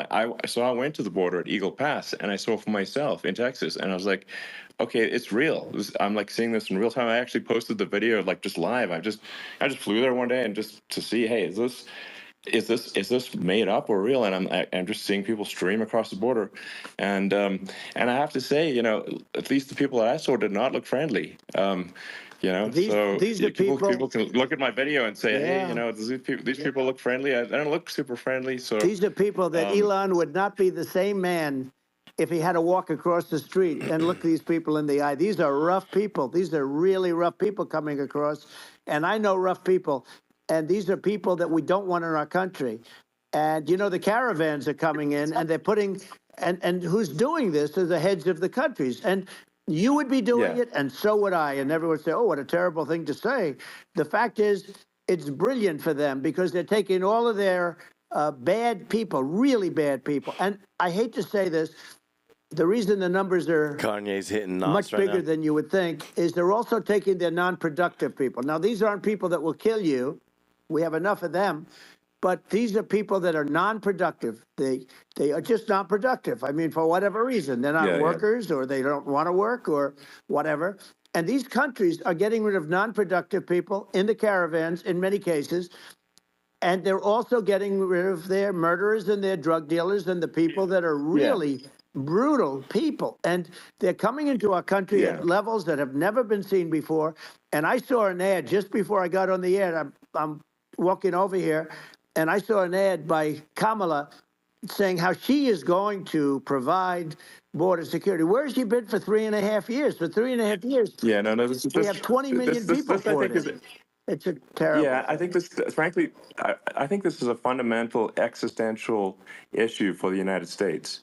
And if we have another 4 more years of open borders, and it's going to be even worse with another 4 more years, it's going to be even worse than it's been for the past, 3.5 years. I'm not sure we've got a country. You don't left have a country at that left. point. Elon, if they get in, you will have 50 to 60 million people from all over the world, not South America only. You know, we think of South America, we think of Honduras and El Salvador, Guatemala, and Mexico, you know, the 4. But it's not that. It's everywhere. They're coming in from everywhere. And I had to stay in Mexico. Yeah, I think this is a super important point. Like people, it's like basically when I went down there, I was like, well, where are people from? It's like almost no one was from Mexico. No, Mexico less. It's just the border. It's just the border with Mexico. But the people coming in, it's Earth, the rest of Earth, and America is only about 4 or 5% of the population of Earth. It would only take a few percent of the rest of Earth to overwhelm everything in the US. We're already overwhelmed, Elon. We're overwhelmed. You had to see the news tonight about New York, and I love that place. And what they're doing to it is horrible. What they're doing to it, and all the courts do is they try and focus on Trump. Okay, let's focus on Trump, who did nothing wrong. I complain about a rigged election. Elon, what's happened is unbelievable. You have from Africa, from the Congo, they're coming, from the Congo. And 22 people came in from the Congo recently, and they're murderers. And they drop them, they take them out of jails, which is very expensive, to maintain the jails, although they don't do too much maintaining, I can tell you. But they take them out of jails, prisons, they take them out, and they bring them to the United States. They deposit them in the United States and say, don't ever come back or you're going to be executed. And they don't want to come back, but they won't come back. Sure. But they're coming from Africa. They're coming from Asia. They're coming from the Middle East. They're coming from South America. Well, they're coming from everywhere. Earth, basically. And there are a lot of really bad ones. It's just an everywhere on Earth. Check the chat. Thing, There's and a poll it's in just the not chat, possible for the United States to absorb, everyone from Earth, or even a few percent of the rest of Earth. It's just not possible. So, well, Elon, we're going to have to finish this up. We're going to have the largest deportation in history of this country, and we have no choice. Otherwise, we're going to have a country. What they've done to our country. Think of it. With in Venezuela and in some of these other countries, crime is down 50, 60, 70, 80%. And you would be the same. You would have. Yeah. I'll tell you what. Venezuela has not gotten rid of all of them. They've gotten rid of about 70% of their really bad people. Their jails are about 50% put into the United States. Same with other countries. Sure. Some are 30%, some are at 50%. They're all different. But the bottom line is they're all going to be at 100%. Why wouldn't you put 100% of it? And they're doing it right now while this third-rate phony candidate. Don't forget, I beat Biden. He failed in the debate miserably. And, some people said, oh, gee, it's too bad. It's too bad he did so badly, or I did well in the debate. The first night they said, wow, one of the people at CNN said that was the greatest debate performance I've ever witnessed. And then 2 days later, they didn't talk about that. They just said he was bad. But that's okay. That's the way I get treated, and I don't mind that at all. What I can tell you is this. We cannot have a Democrat. We cannot have her. She's incompetent. She's as bad as Biden in a different. Look, she hasn't done an interview since this whole scam started. And say what you want. This was a coup. This was a coup of a president of the United States. He didn't want to leave, and they said we can do it the nice way or we can do it the hard way. Yeah, they just took him out back behind the shed and basically shot him. What they did with this guy, and I'm no fan of his, and he was a horrible president, the worst president in history. And one of the reasons he was so bad, first of all, the Israeli attack would have never happened. Russia would never have attacked Ukraine, and we'd have no inflation. And we wouldn't have had the Afghanistan mess, if you think of it. And we wouldn't have had Afghanistan. But we think of it. You take a few of those events away, and we have a different world. we would also have inflation yeah. was caused by oil. Yeah, no. I think you're making an excellent point here, which is that when other countries can, that are, are thinking about invading or doing bad things, when they're thinking about that, they're thinking about, okay, what's the American president going to do, and do they fear the American president, or is it someone they do not respect and do not fear? And I think they would. They rightfully be. I mean, but look at that the footage with the assassination. They're like, okay, uh, President Trump is like, don't mess with me. I mean, that's like, but whereas I think people are not going to be, and they obviously have not been at all intimidated by Biden, and they certainly will not be intimidated by Kamala. And you have to really think of that in the context of global security. That's if the American president is someone that, like, evil dictators are scared of, that makes a huge difference to the security of the world. So I had a good relationship with Putin, despite the Russia hoax that lasted for over 2 years. Just a hoax created by Hillary Clinton and Adam Shifty Schiff, some just bad people, just sick people, frankly. I mean, Schiff is a sick person. He's going to end up probably being a senator. It's hard to believe. The whole thing is hard to believe. But, they put our country in danger with that stuff, too. They actually, when they make up stories, and you have to fight your way out of it for a long time. But I know Putin very well. I got along with him very well. He respected me, and it's just one of those things. And we would talk a lot about Ukraine. It was the apple of his eye. But I said, don't ever do it. Don't ever do it. I shut down Nord Stream 2. That was the big oil pipeline, the biggest pipeline in the world going all over Europe. I shut it down. Biden came, and then they say, I loved Russia. I was a friend of Putin, and I loved Russia. No. He actually said to me one time, he said, if you're my friend, I'd hate to see you as an enemy. I shut down his pipeline, the biggest pipeline. They were looking at that to fund. And this pathetic president gets in there. And the first thing he did, one of the early things he did, is he shut down Keystone XL pipeline, which is our pipeline that would have employed 48,000 people, pipeline workers, shuts it down. That was, a massive job that Obama refused to allow. Yeah. I allowed it in my first week because it was jobs and it moved oil. And by the way, in a much more environmentally friendly way. It's underground. It's not a truck that catches on fire or a train that catches on fire. But think of it. He shut down the XL pipeline, the Keystone XL pipeline. Yeah. He shuts that down, and he approves the Russian pipeline. Yeah, it doesn't make any sense. It's inconsistent. Certainly, but I mean, I think it's just worth emphasizing to listeners the immense importance of whether the United States president is intimidating or not intimidating, and how much that matters to global security. Because there's some real tough characters out there, and if they don't think the American president is tough, they will do what they want to do. I know every one of and them. It puts the whole world in danger. Elon, I know every one of them, and I know them well. I know Putin. I know President Xi. I know Kim Jong-un of North Korea. I know every one of them. And let me tell you, people will say, oh, this is terrible. He said, I'm not saying anything good or bad. They're at the top of their game. They're tough. They're smart. They're vicious. And they're going to protect their country, whether they love their country. They probably do. It's just a different form of love, but they're going to protect their country. But these are tough people at the top of their game. And when they see a Kamala or when they see Biden, Sleepy Joe, they can't even believe it. They can't believe this happened. All the stuff that you're seeing now, all the horror that you look at Israel, they're all waiting for an attack from Iran. Iran would not be attacking, believe me.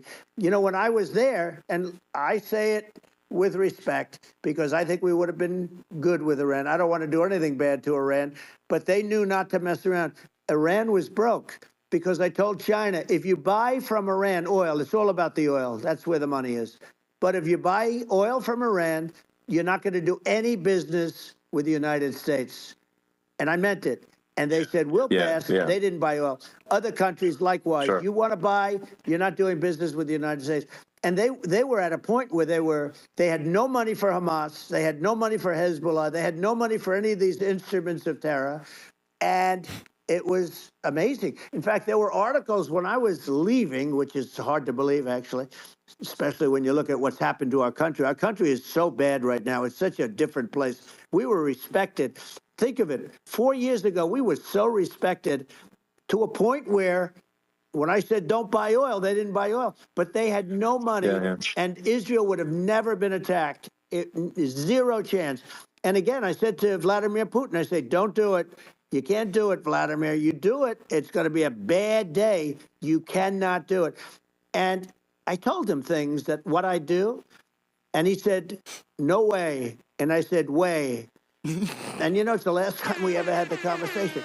He would never have done. I got along well with him. I hope to get along well with him again. You know, getting along well with them is a good thing, not a bad thing. I got along well with Kim Jong-un.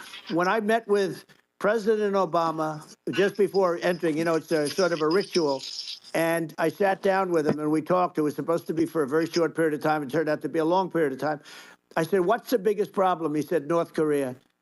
I had that problem worked out very quickly. It was nasty at the beginning with the Rocket Man and, you know, all the different things. Yeah. But all of a sudden I got a call. Those were some epic tweets, by the way. Yeah, they were. No, they were absolutely epic. Everything. He said that he has a red button on his desk. I said, I have a red button on my desk too, but my red button is much bigger, and my red button works. And then I called him Little Rocket Man, of Little Rocket Man. Anyway, here's the bottom line. All of a sudden I got a call from him. And they said they want to meet. They want to meet me. And we met, as you remember, we met in Singapore. We met also in Vietnam. And I got along with them great. We were in no danger. But President Obama thought we were going to end up in a war, a nuclear war with him. And let me tell you, he's got a lot of nuclear stuff, too. Exactly. He's got plenty of nuclear. He can do plenty of damage. So yes, I mean it's because people like Kim Jong-un, they respond to strength, not weakness. Well, he and I had a good relationship. Remember I met him and we walked onto his land. Nobody ever walked onto his land before. I walked onto. I wouldn't say let's bring up Secret Service again. I wouldn't say they were thrilled when I did that. I walked onto his land, and it was an amazing period. But we were not in danger with him because of me. You know, I always say that we have enemies on the outside and we have enemies on the inside. We have some really bad people in our government and people that are, and controlling of the people. I mean, I'd mention names, but I really don't want to give them the credit. But we have some really bad, and I say they're more dangerous than Russia and China.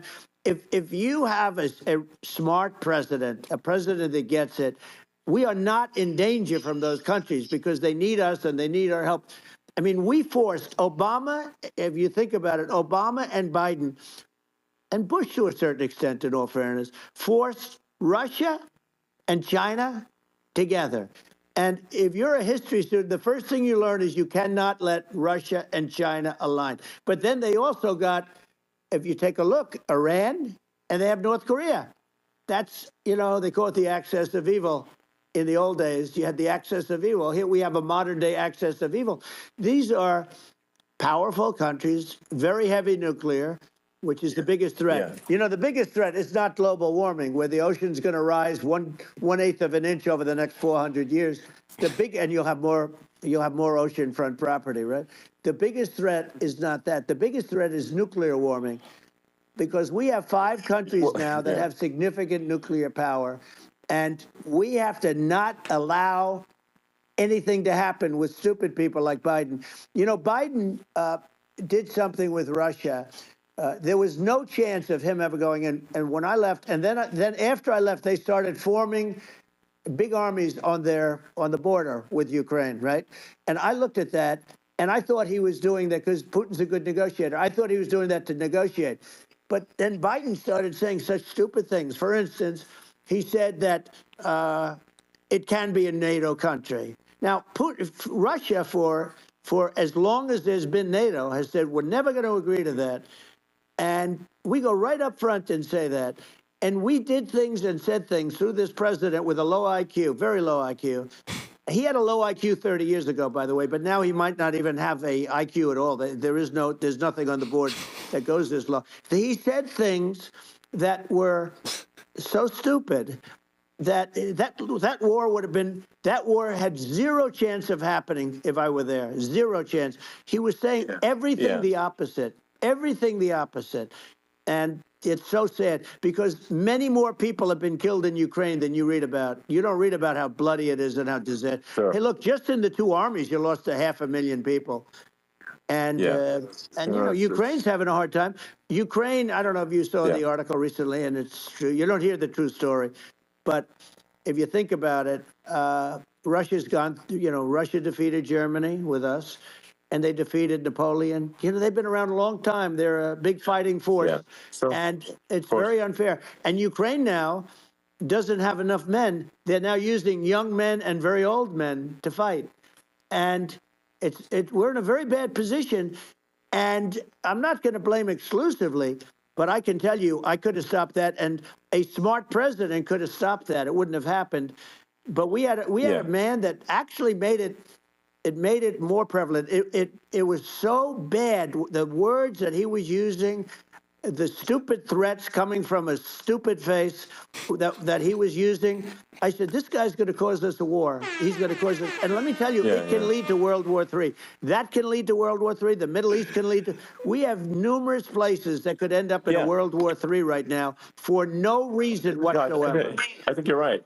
I think people underrate the risk of World War III, and it's just when you're looking at the risk of global thermonuclear warfare, it's game over for humanity, and it's something that people have, I think, after the end of the Cold War, people have become complacent about, but they actually have forgotten that there are currently a lot of nuclear missiles that have targeting parameters for the United States from 100%. Other countries. And one of the things we're going to do is we're going to build an Iron Dome over us. Israel has it. We're going to have the best Iron Dome in the world. We need it, and we're going to make it all in the United States. But we're going to have protection, because it just takes one maniac to start something. We're going to have protection, and we're going to have. Why shouldn't we have an Iron Dome? Israel has one. Some other places have one that nobody even knows about, frankly. But Israel has it. We're going to have an Iron Dome. But, with all of that being said, to me, that's so important, the most important. But with all of that being said, the election's coming up, and the people want to hear about the economy and the fact that they can't buy groceries because they don't have enough money to buy groceries. The inflation has killed them. Food prices are up 50, 60, even 100% in some cases. And this stupid administration allowed this to happen, and it's a shame. And that's the thing that people most care about, in my opinion. They care about the border a lot. And we discuss the border at great length. It's nice to have a forum like this where I can discuss something at length. And by the way, you think Biden could do this interview? Do you think that Kamala could do this interview? They would take a pass on you. No, they could not. So they don't need Elon. They don't need Elon screaming out questions. It's pretty sad when you think that somebody that does this for a living can't answer a question or is afraid to do an interview. And in her case, with a very friendly interview, she's got all friendly interviewers. It's pretty sad. Absolutely. But the big thing now is the economy, Elon. And as much as I mean, I view nuclear as the single most important thing, but a lot of people don't. A lot of people don't understand that. But it doesn't have to.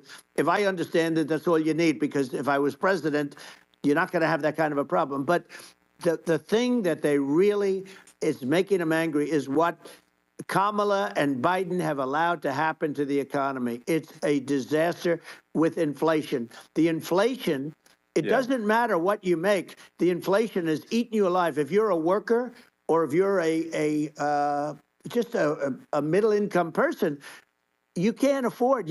4 years ago, 5 years ago, people were saving a lot of money. Today, they're using all their money and borrowing money just to live. It's a horrible thing that's happening, and we'll end that quickly. Well, I think a lot of a lot of people just don't understand where inflation comes from.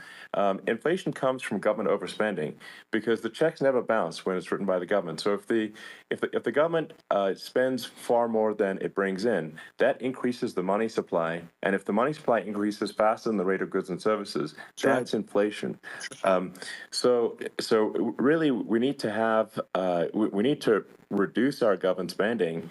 and we need to re-examine. I think we need like a government efficiency commission to say like, hey, where are we spending money that's sensible? Where is it not sensible?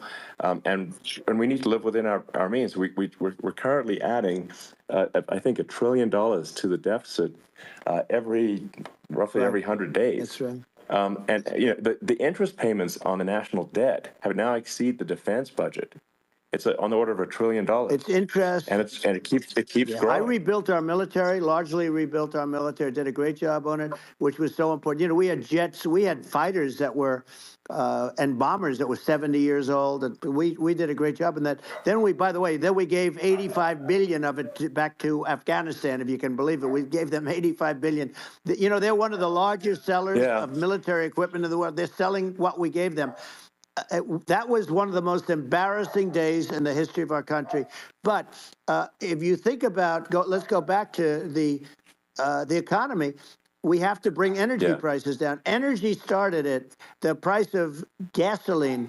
Now, your cars don't require too much gasoline, so you have a good, and you do make a great product, I have to say. I have to be honest with you. That doesn't mean everybody should have an electric car, but these are minor details. But your product is incredible. But the gasoline, Elon, is the cost of energy. Not only gasoline, it's the cost of heating your house and cooling your house. That has to come down. It's gone up 100%, 150, and 200%, and that has to come down. When that comes down, and we're going to drill, baby, drill. They stopped drilling, and then they went back to drilling because they went back to the Trump policy.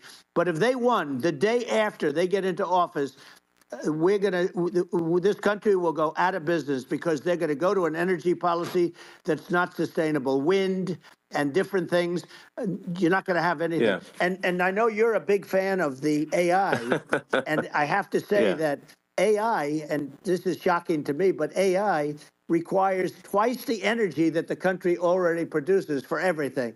So you're going to have to build. We're going to have to build a lot of energy if our country will be competitive with China, because that's our primary competitor for this on the AI. You're going to need a lot of electricity. You're going to need tremendous electricity, like almost double what we produce now for the whole country, if you can believe it. Sure. Well, just going, back to this, like this basic thing, that people try to make it sound complicated, but it's not. But inflation is caused by government overspending. Right. Would you agree that we need to take a look at government spending? Yes. And have perhaps a government efficiency commission that just tries to make the spending sensible, and so the country lives within its means, just like a person. The waste is incredible, and nobody negotiates prices. You used to have a lot of people making jets, and you end up with two companies, and they'll probably try and merge at some point. I went through it, like Air Force, just a thing like Air Force One. One of the first documents they asked me to sign, a general said, "Sir, would you please sign this document?" And what is it? Air Force One. That's with Boeing, which is basically two planes, two 747s. And the price was $5.7 billion for two planes. Now, now they're highly sophisticated. That's insane. They're even nicer than your plane, okay? But much more sophisticated. They're very, I won't say what's on it, but they got a lot of stuff on it. Anyway, but it's 5.7. That's a crazy number. It's a crazy number. But I said, I'm not going to pay 5.7. I'm not going to do it. I said, who made the deal? Obama and his people. I said, well, then I know the deal's no good. I'm not going to do it. And over a course of about 4 weeks, by my saying I'm not going to do it, I got the price reduced by $1.6 billion for the exact same plane, other than we had a nicer paint job, if you want to know the truth. But for the exact same plane, I saved one. And I said to Boeing, man, you guys must make a lot of money if you can reduce the price by that. But now what I do hear is that they're going back to the Biden administration and wanting big cost overruns, because they see these dopey suckers in there, and they'll end up getting some of the money back. But I shaved it by $1.6 billion for the exact same plane. And you can now take that and multiply that out times thousands of other items. Multiply it by the numbers are astronomical. I agree with you. Well, I think it would be great to just have a government efficiency commission that takes a look at these things and just ensures that the taxpayer money, to the taxpayers' hard-earned money is spent in a good way. And I'd be happy to help out on such a commission I'd love if it. it were formed. Well, you're the greatest cutter. I mean, I look at what you do. You walk in and you just say, "You want to quit?" They go on strike. I won't mention the name of the company, but they go on strike, and you say, "That's okay. You're all gone. You're all gone." So every one of you is gone, and you are the greatest. You would be very good. Oh, you would love it. But if you look at Argentina. Well, I'd be happy to help By the way, out. congratulations. I Yeah. just looked at the number of people that are listening to you and I chat. We'll call it a chat. But congratulations. This is very good. I mean, it's great. And you're an interesting character. The 1.3 million. new head of a place called Argentina, and he's a big, Malay's awesome. he's great. And he's a big MAGA fan, that he ran on MAGA. And he took it to an extreme, too. He ran on MAGA, and I hear he's doing really a terrific job. It's called Make Argentina Great Again. It worked out perfectly. He came in, he bought a lot of hats, he brought over, but he's doing a big job. He really cut.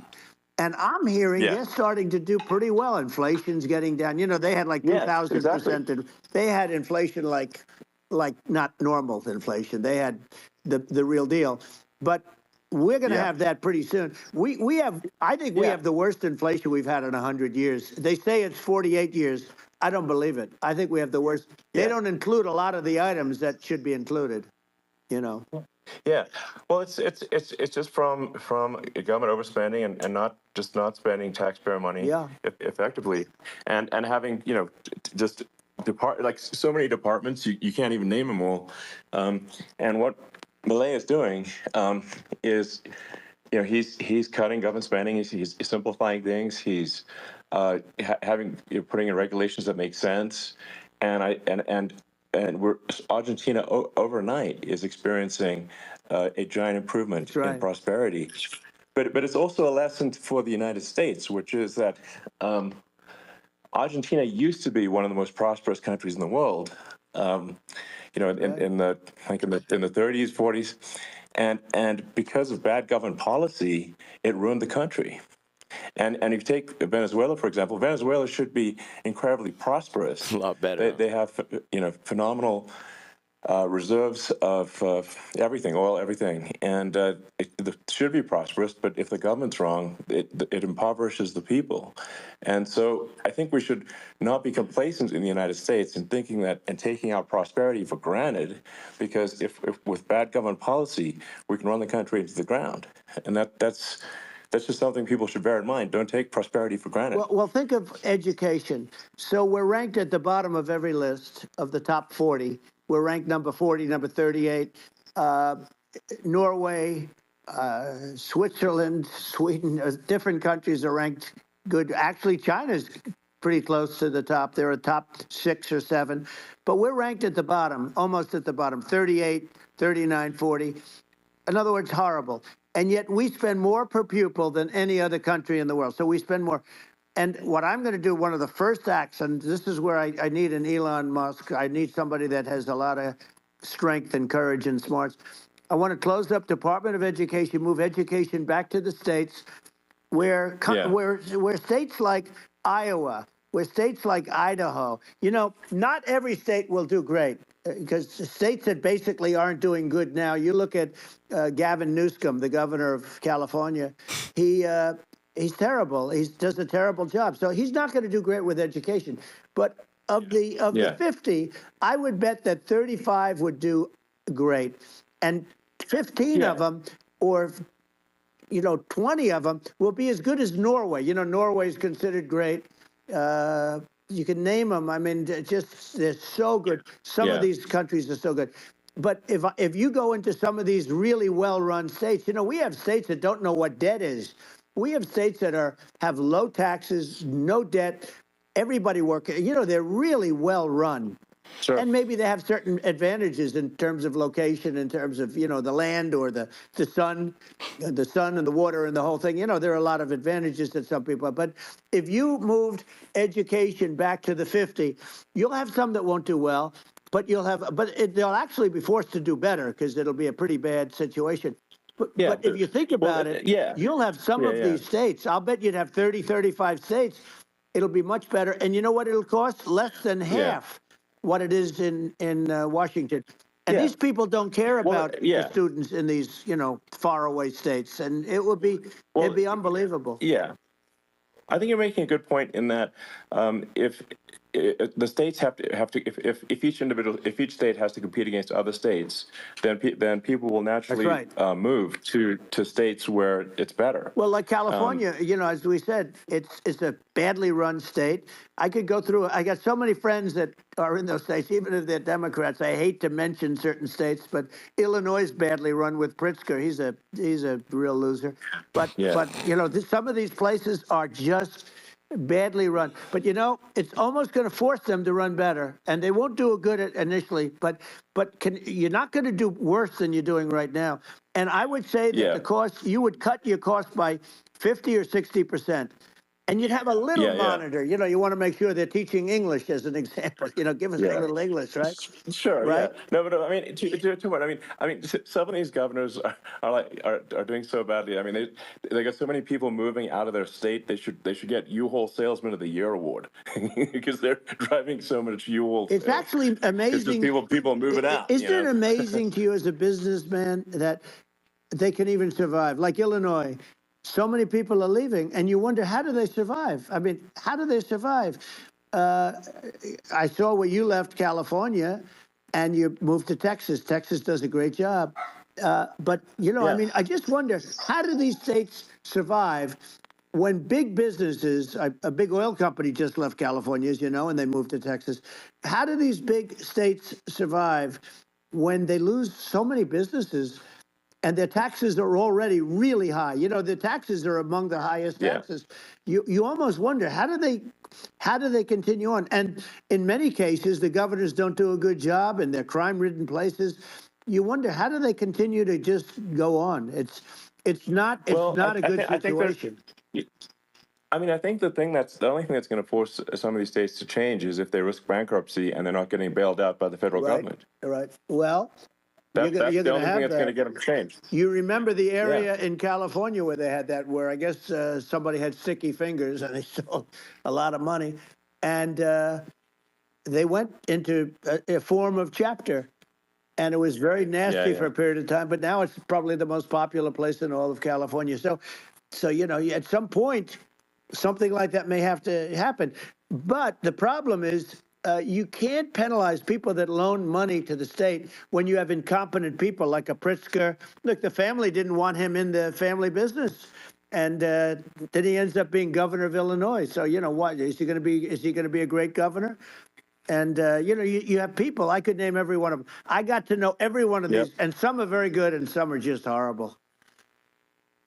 Well, I think that the larger point here, too, as you're saying, like a lot of people are concerned about the economy, a lot of people are concerned about inflation, and inflation is effectively a tax on people that save money, and for people that are working day to day, it's just a form of taxation, and if we can solve the government spending problem, we'll solve the inflation problem, which means people will have a better standard of living, and that's a really big deal. Well, the people that got hurt worst are the people that did it the way they were taught to do it all through, their younger life and their young life and their whole life.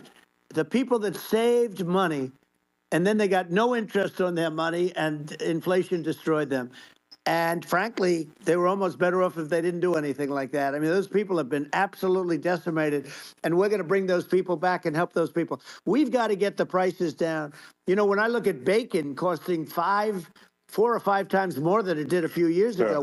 When you look at some of the food products in grocery stores, people they can't believe it. They used to be able to buy a whole cart, and today, a lot of people just don't have the money. They go in and they can't buy anything. They look at it's sticker shock. They call it sticker shock, right?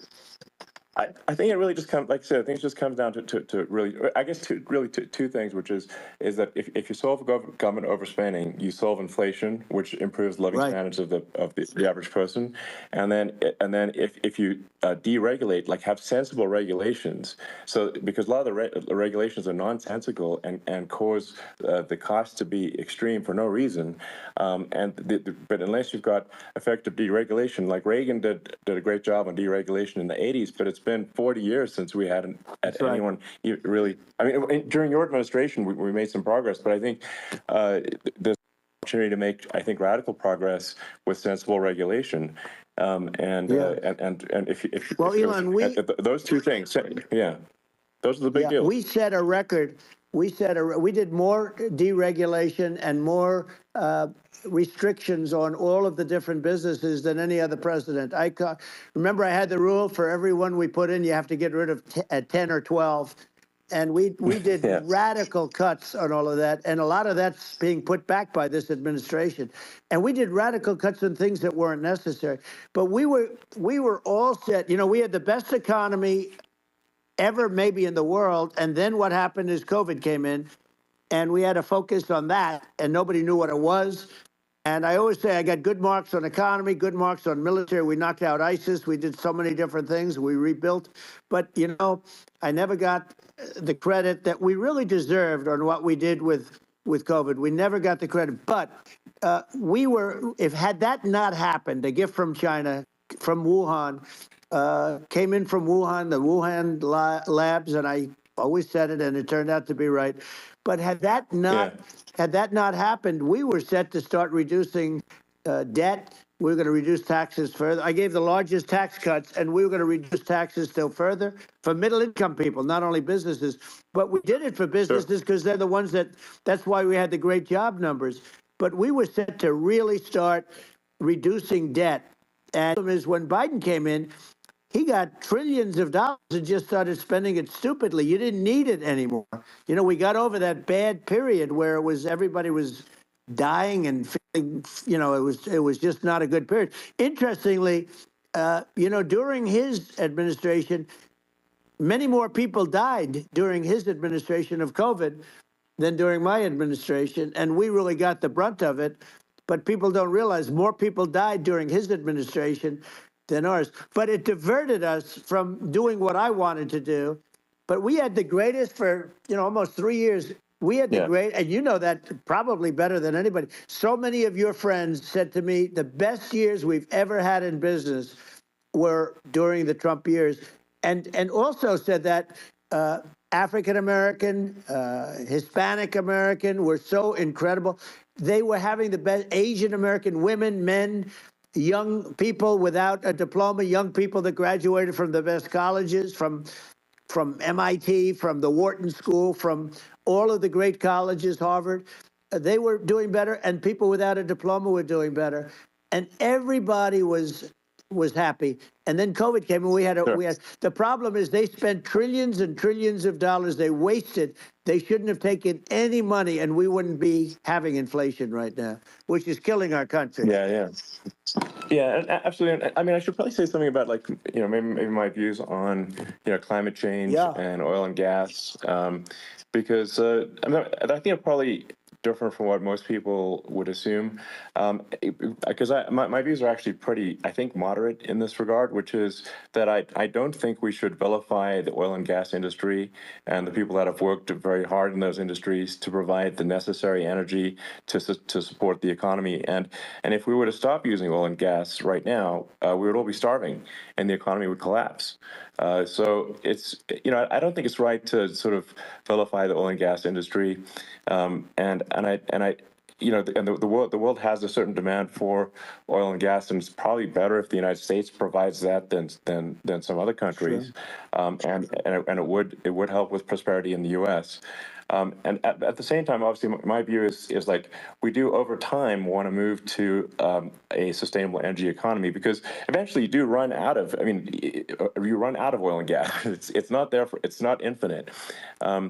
And there is some risk. I think the risk is not as high as you know, a lot of people say it is with respect to global warming. But I think if you just keep increasing the parts per million in the atmosphere long enough, eventually it actually simply gets uncomfortable to breathe. People don't realize this. If you go past 1,000 parts per million of CO2, you start getting headaches and nausea. And so we're now in the sort of 400 range. We're adding, I think, about roughly 2 parts per million per year.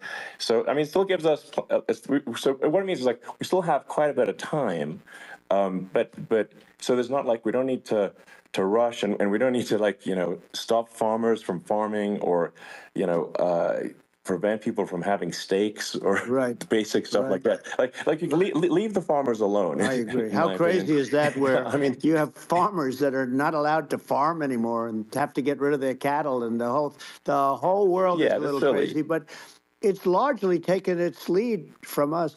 I do say though, I've heard in terms of the fossil fuel, because even to create your electric car and create the electricity needed for the electric car, fossil fuel is what really creates that at the generating plants. And, so you sort of can't get away from it at this moment. I mean, someday you might be able to. But I do hear we have anywhere from 100 to 500 years left. Much of it hasn't even been found yet. Yeah. But there are tremendous, like Anwar. I got Anwar in Alaska approved. Ronald Reagan couldn't do it. Nobody could do it. Everybody tried. Nobody could do it. I got it approved. The first thing that Biden did was unimprove it, to get rid of it. He ended it. His secretary went in and she ended it. And what a disgrace. That's Anwar. That's bigger, or they think it could be bigger than Saudi Arabia in Alaska. Could be bigger than Saudi Arabia. But they went in and they terminated it. And I'll get it going very quickly, because not only is it big for Alaska, I mean, you talk about economic development, that for the United States, I mean, that is, they say bigger than Saudi Arabia or the same size, and pure, really good stuff. And, they end it. So I think we have, perhaps hundreds of years left. Nobody really knows. But during that time, something will come around that will be very good. Yeah. Well, I mean, my estimate would be, a little more aggressive than that, but it's not the sort of like we're all going to die in 5 years stuff. That's obviously BS. But I mean, my view is like if you just look at sort of the parts per million that increments every year, you get sort of 2 or 3 parts per million every year of CO2. I mean, I think some of that it's problematic if it accelerates. If you start going from 2 or 3 to say 5, and then there may be some situations where you get just a step change increase in the CO2. And I think we don't want to get too close to 1,000 ppm, because like that's actually makes it uncomfortable to breathe. Like just existing in 1,000 ppm CO2 is uncomfortable. That's like that's considered like an industrial hazard. Right. Just so it's that's actually, you start getting headaches and stuff. So it's even without global warming, it's not comfortable to live. So you don't want to get too close to that. But I mean, I think we've got. I think we want to just move over, and like, and if I don't know, 50 to 100 years from now, we're I don't know, mostly sustainable. I think that'll probably be okay. So it's not like the house is on fire immediately, but I think it is something we need to move towards. And on balance, it's probably better to move there faster than slower, but like I said, without vilifying the oil and gas industry, and without causing hardship in the short term. I think this can be done without people can still have a stake, and they can still drive gasoline cars, and it's okay. It's like it's not. I don't think we should vilify people for it, but I think we should just generally lean in the direction of sustainability. And I actually think solar is going to be a majority of Earth's energy generation in the future, and it's certainly trending that way. And so you get the solar power, combine that with batteries, so because obviously the sun doesn't shine at night, and then you use that to charge the electric cars, and you have a long-term sustainable solution. And that's what Tesla's trying to move things towards, and I think we've made a lot of progress in that regard. But when you look at our cars, we don't believe that environmentalism, that caring about the environment should mean that you have to suffer. So we make sure that our cars are beautiful, that they drive well, that they're fast, they're sexy. I mean, they're cool. In fact, literally, I mean, this sexy joke, Model S, Model 3, Model X, and Y spells out sexy. It's probably the most expensive joke out there.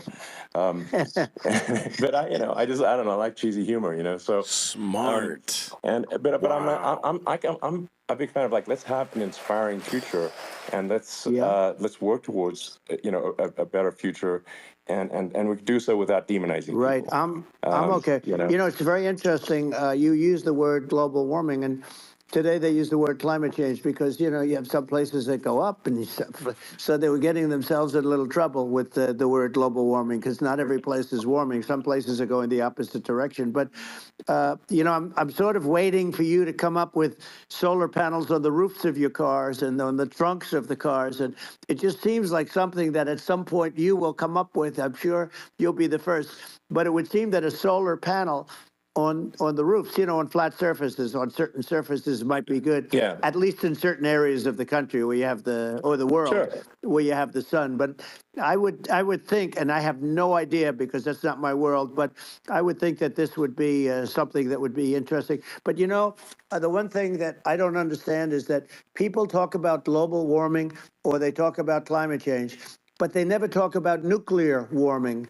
And to me, that's an immediate problem because you have, as I said, 5 countries where you have major nuclear and probably some others are getting there, and that's very dangerous. That's where you need a strong American president because you don't want to have this proliferation. But you have 5 countries and getting more. China is much less than us right now, but they're going to catch us sooner than people think. They're way lower. Russia and us are number 1, and I mean, we're sort of tied.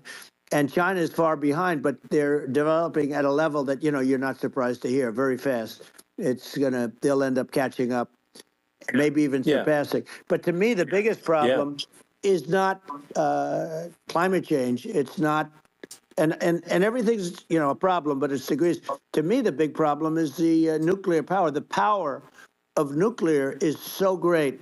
And when I talk about I'll prevent World War III, I will. But the truth is that you have to, because this is no longer army tanks going back and forth and shooting at each other. This is a level of destruction and power that nobody's ever seen before. Yeah, and actually, there's the bad side of nuclear, which is a nuclear war, very bad side. But there's also, I think, nuclear electricity generation is underrated. You're right. And it's actually, people have this fear of nuclear electricity generation, but it's actually one of the safest forms of electricity generation. It's just a huge misunderstanding.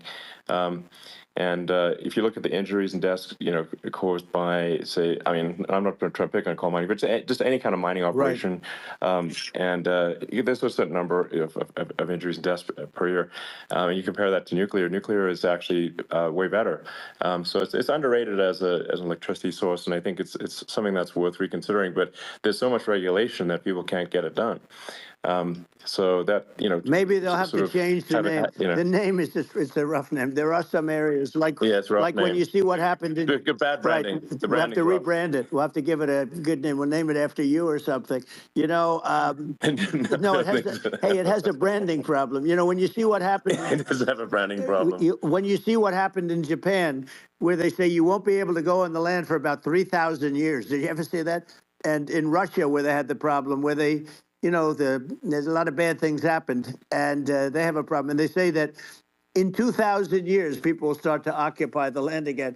You realize it's pretty bad. No, that's not true. But you're right about it. It's amazing.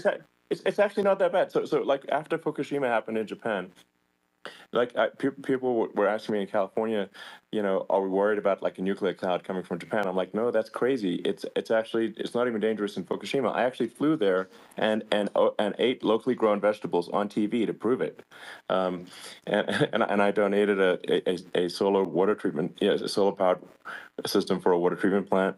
And but you haven't been feeling so well lately, and I'm worried about it. No, but I mean, it's fine.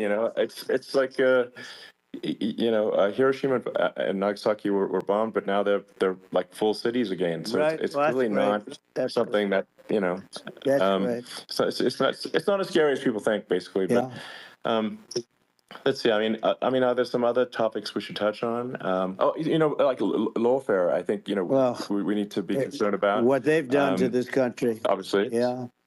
Well, we just won the big case in Florida. This was a Biden administration did something that's never been done in this country. and that's go after their political opponent, me, with this nonsense and just nonsense. In the big case in Florida, we won, but they always pick a judge and a jury, and they use the local DAs, they use the local attorney generals, like Fani, Fani, spelled Fani, Fani, and it's all a big hoax, and it's all run from there. Like in Manhattan, one of the top people from the Justice Department went in, ran Manhattan, ran the state. The Letitia James deal was run by a person from the Department of Justice, Biden. They've never done this before, and they set up a very bad precedent. It's called lawfare, warfare. It's a terrible thing, and never happened in our country. It does happen in banana republics and third world countries, but it's never happened. And the incredible thing is it actually drove my numbers up because people see, fortunately I have a platform like you, or, in all fairness, like a conversation like this where I can talk about it and people understand. I mean, you fight for election integrity and you end up getting indicted because you're fighting for election integrity. And when the day comes that you can't fight for election integrity, you don't have a country anymore.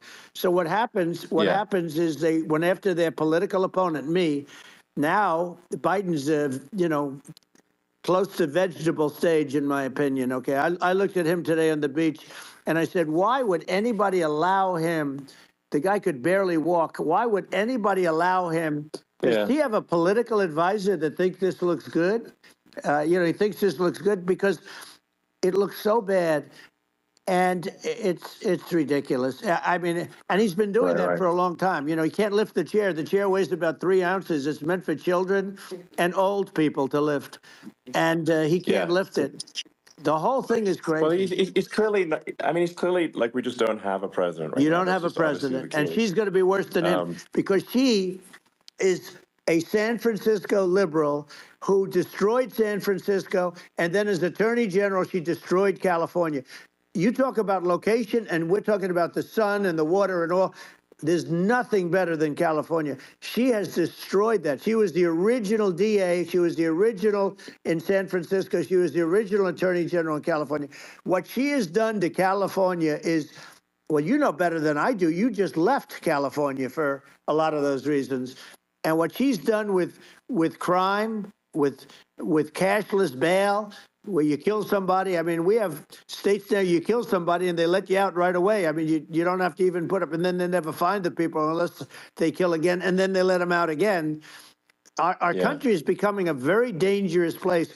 And she is a radical left San Francisco liberal, and now she's trying to protect. Now she's looking like she wants to be more Trump than Trump, if that's possible. I don't think it's possible, but she wants to be more Trump than Trump. Yeah. I want a wall. I think that's. She wants to release all the prisoners that are in detention, and some of these guys are really bad. Right. That just came out today.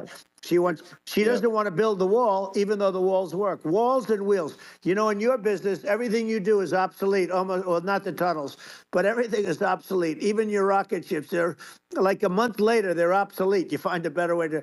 The only thing that's not obsolete is a wall and a wheel. And the wall, I built hundreds of miles of wall, and that's why we had such good numbers. I was going to add 200 miles.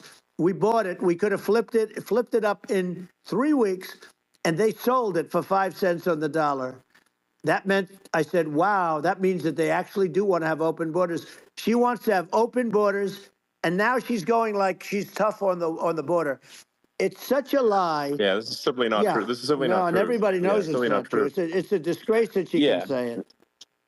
No, I mean, obviously, what's happening sort of overnight is they're rewriting history and making Kamala sound like a moderate when in fact she is far left, like far left. Worse than Bernie Sanders. She is considered more liberal by far than Bernie Sanders. She's a radical left lunatic, and if she's going to be our president, very quickly you're not going to have a country anymore. And she'll go back to all of the things that she believes in. She believes in defunding the police. She believes in no fracking, zero. Now all of a sudden she's saying, no, I really want to see fracking. If they got in, the day she got in, she'll end fracking. And by the way, if people didn't think that, the lunatics that really believe in that, they won't vote for her. You know, like the Yeah. Palestinians and Israel.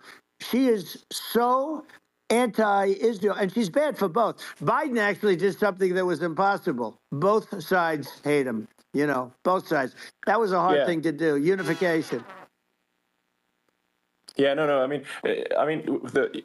Netanyahu came to give a talk to a joint Senate and House sitting, and I was there, and Kamala stood him up. You know, what does that say?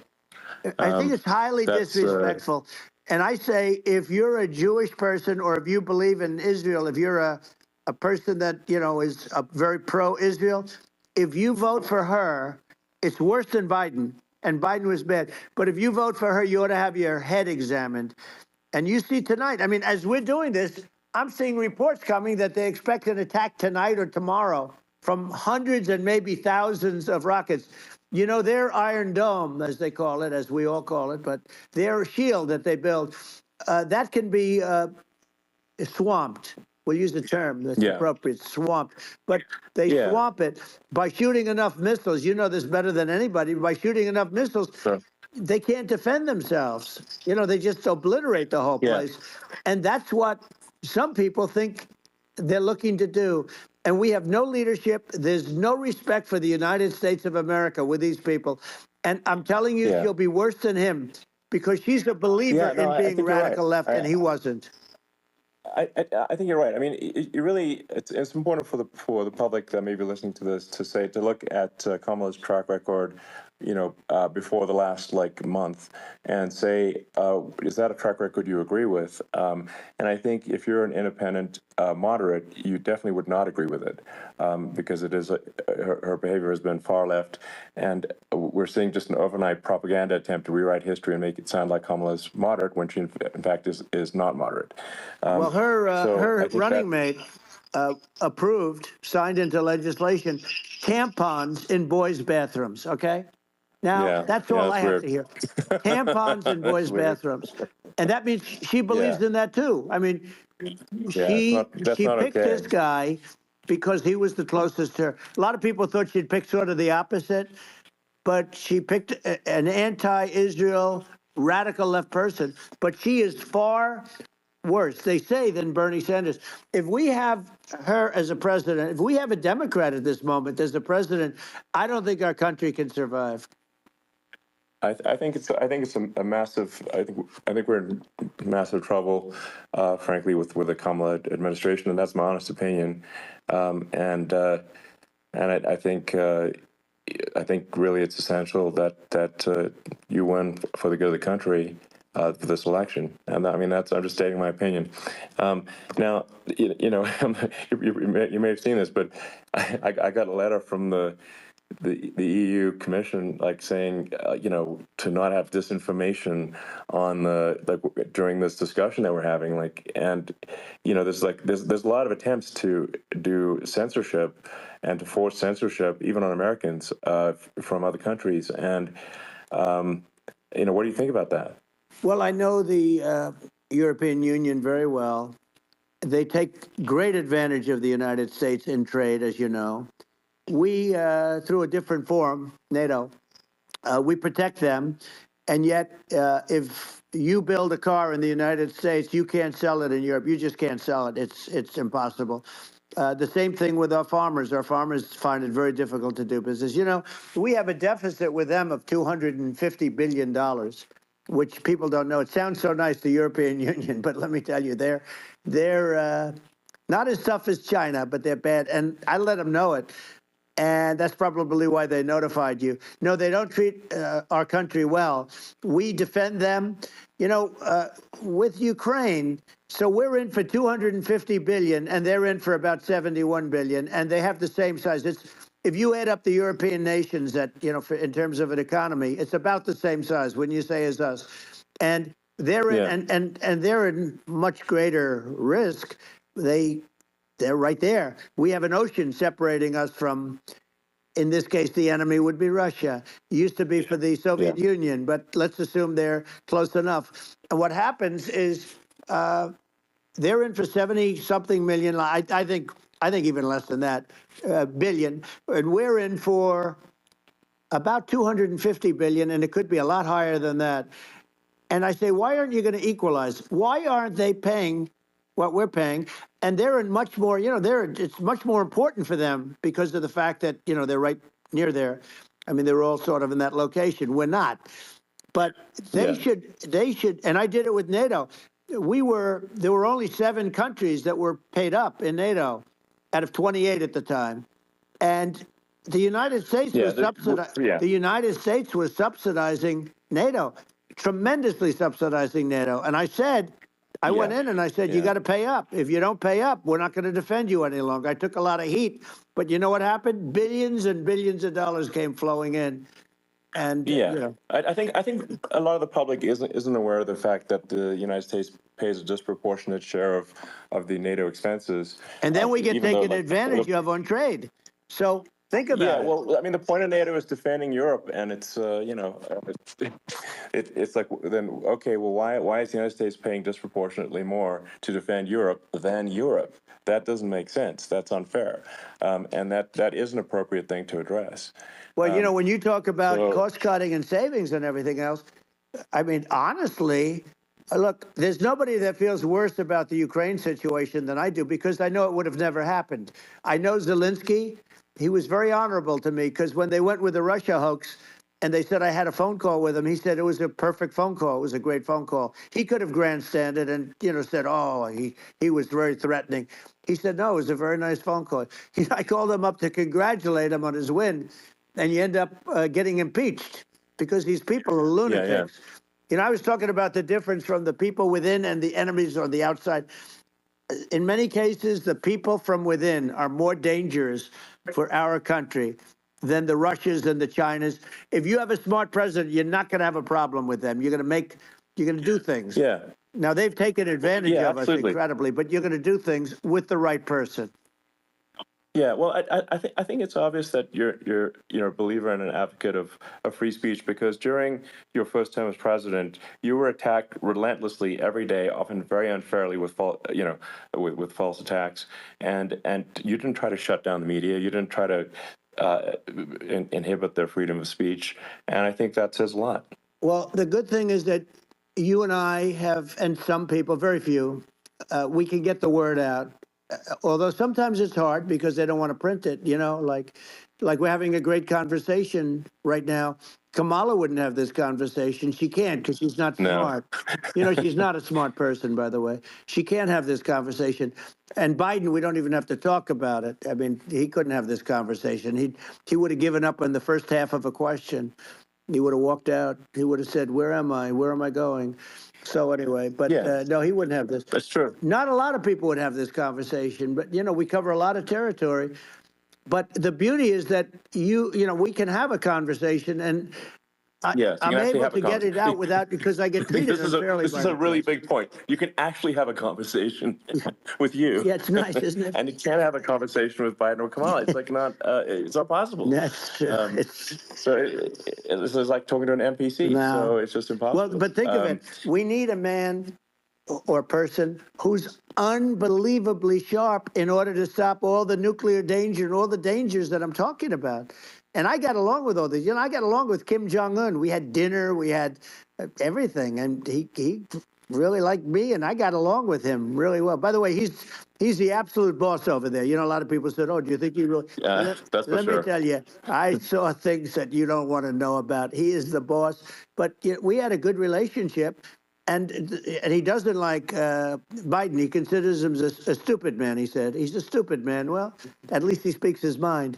But, in this country, you're not sort of allowed to say it, but I guess you are. You should be allowed to say it if it's true. But we need smart people, and we need people that have an ability to lead. And she doesn't have that ability. Can you imagine? Now, Chairman Xi very well. Can you imagine her and him negotiating, or even standing together? It is, the whole concept is ridiculous. She is terrible. She's terrible. But she's getting a free ride. I saw a picture of her on Time magazine today. She looks like the most beautiful actress ever to live. It was a drawing. And actually, she looked very much like our great First Lady, Melania. Didn't look, Yeah. she didn't look like Camilla. That's right. But of course, she's a beautiful woman, so we'll leave it at that, right? Yeah, well, maybe like I think part of what people in America want to, people in America want to feel excited and inspired about the future. They want to feel like the future is going to be better than the past, and that America is going to do things that are greater than we've done in the past, reach new heights that make you proud to be an American, and excited about the future. They want the American I think dream back. They want the American dream back. More important than anything else. It's like you don't have that today because the people, they've been just sucked. They see incompetent people running our. The Biden thing is very interesting. People just found him to be incompetent, and when I debated him, I was like, "Is this for real?" It was. Yeah, it was just absurd.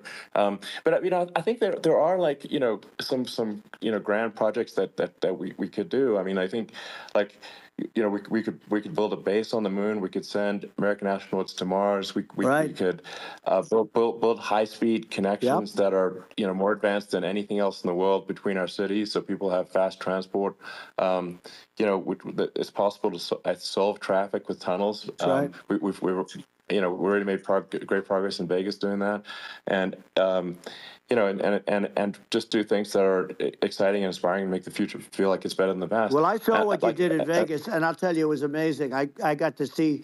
I took a big glimpse at it, and it's incredible. It's incredible, and you could do that all over. You could do that all over. It's deep. Yeah. You don't even need much structure, assuming you're in the right areas. No, it's straightforward. It's amazing. I think we could do some things that like China's got incredible high-speed rail between its cities, but I think it's actually possible with tunnels if with deregulation, with an ability to actually where it's like legal to actually do the tunnels. I think you could have high-speed tunnels that are actually better than anything else in the world for high-speed transport between cities, and that would be something that Americans can say, "Wow, okay, we've got something that's cooler than anyone else in the world." That's the kind of thing that makes you proud to be an American. And much safer than surface trains, where there is a danger there. With crazy people, it's much safer, much better. And it's sad because I've seen some of the greatest trains. I find it fascinating, and I've seen the systems and how they work, and the bullet trains they call them, I guess. And they go unbelievably fast, unbelievably comfortable, with no problems. And we don't have anything like that in this country, not even close. And it doesn't make sense that we don't. Doesn't make sense. Yeah, and I think also like there's, I'm kind of hopping on the excess regulation, but I think something that I think people can generally understand is that what happens with laws and regulations is that there's more and more of them every year, and unless there's a process to clean them up, eventually everything becomes illegal, and that actually it slows down the development of new technologies. I mean, if you take the sort of like I think there's room for some reform at the FDA for improving the speed with which we approve drugs that could help save lives and improve people's lives. And I worked very hard on that. We got that down to the lowest number ever, and we got therapeutics approved in the FDA that people can't even believe the speed. But I took them on. I don't think they like me too much, but I got things approved in the FDA at numbers that they wouldn't believe. And it's a very bureaucratic group. Actually, it's a fine group of people in many cases. I got to know a lot of them, but I was pushing them really hard for Regeneron, for so many different things that were really pretty amazing. But the FDA takes too long. It's 12 years to get a product approved. I got it down to 4, and I got some things done very quickly. But it's really something that is going to have to be worked on because it takes too long. Just takes too long. Yeah, it just takes too long, and it's you end up in the same with the approval, but it just it takes years instead of something that I think could potentially take months, and that improves people's lives. I think you know, I just wanted to sort of hop on this point that like there has to be an active process for reducing rules and regulations, because otherwise they just keep building up every year, and you get like hardening of the arteries, and eventually everything's illegal or takes forever, and then we just ossify as a society. We can't make any progress, and that's it's a really big deal. Well, Elon, just getting back to the FDA for 1 second, I got something done called Right to Try. This is where you can go in, and if you're terminally ill, you can use a space age, medicine or whatever it may be. We have the best doctors, the best labs in the world. We really do. But people would go to other countries because you couldn't use the product, even if they thought it worked, because it's going through the FDA. I got it approved where you can, you basically, look, nobody wanted, the doctors didn't want it because of the liability. The country didn't want it, our country, because they didn't want to get sued. These are people terminally ill. The insurance companies didn't want it, and the pharmaceutical companies, nobody wanted it. I got everybody into a room, and we came up with an agreement that you won't get sued. And also, they didn't want it on their record. If somebody's terminally ill and they die after taking a drug, they didn't want that on their record. So we set a separate list. If somebody was, so it wouldn't count as a negative. Okay. And as you know, we got it done. We have saved Right to Try. They've been trying to get this done for 58 years, and it sounds simple, but it wasn't, because the insurance companies, nobody wanted it, but we got it done. Somebody you signed a document that you're not going to sue the insurance companies, the country, you're not going to sue anybody. And we got it done, and we're saving tens of thousands of lives. Right to Try. Hopefully you never need it. But if you do, you don't have to travel to Asia. People, if they had money, they go to Asia, they go to Europe. If they don't have money, they go home and die. That's what happened. They'd go home and die. Yeah. Well, I mean, and actually, to give Europe some props here, it's like if a drug is approved in Europe, which has a crazy amount of regulations, it should obviously be approved in the U.S. Yeah. I mean, they get more regulations than we do. So why would a drug be approved in Europe and not in the U.S.? That's crazy. Well, we did it. We did something that really, they've been trying to do it for 50 years, and they just couldn't get it done, and I got it done. And it's really something. But you're right. Some people go to Europe because a drug isn't approved here, but it's approved in Europe. And it's a drug that, generally speaking, would work. It's pretty crazy. Absolutely. You're right. And I think so long as people are properly informed of the pros and cons, and like these are the risks, these are the risk, and like you make your own decision. That makes sense. Well, I think just, in sort of closing up, and by the way, I'm looking at the numbers. You got a lot of people listening. I hope you don't get nervous, because you got a lot of people listening to you right now, like 60 million or something. What is that number? That's crazy. It's amazing how you can see that right away. What is the number? Wow. What is it?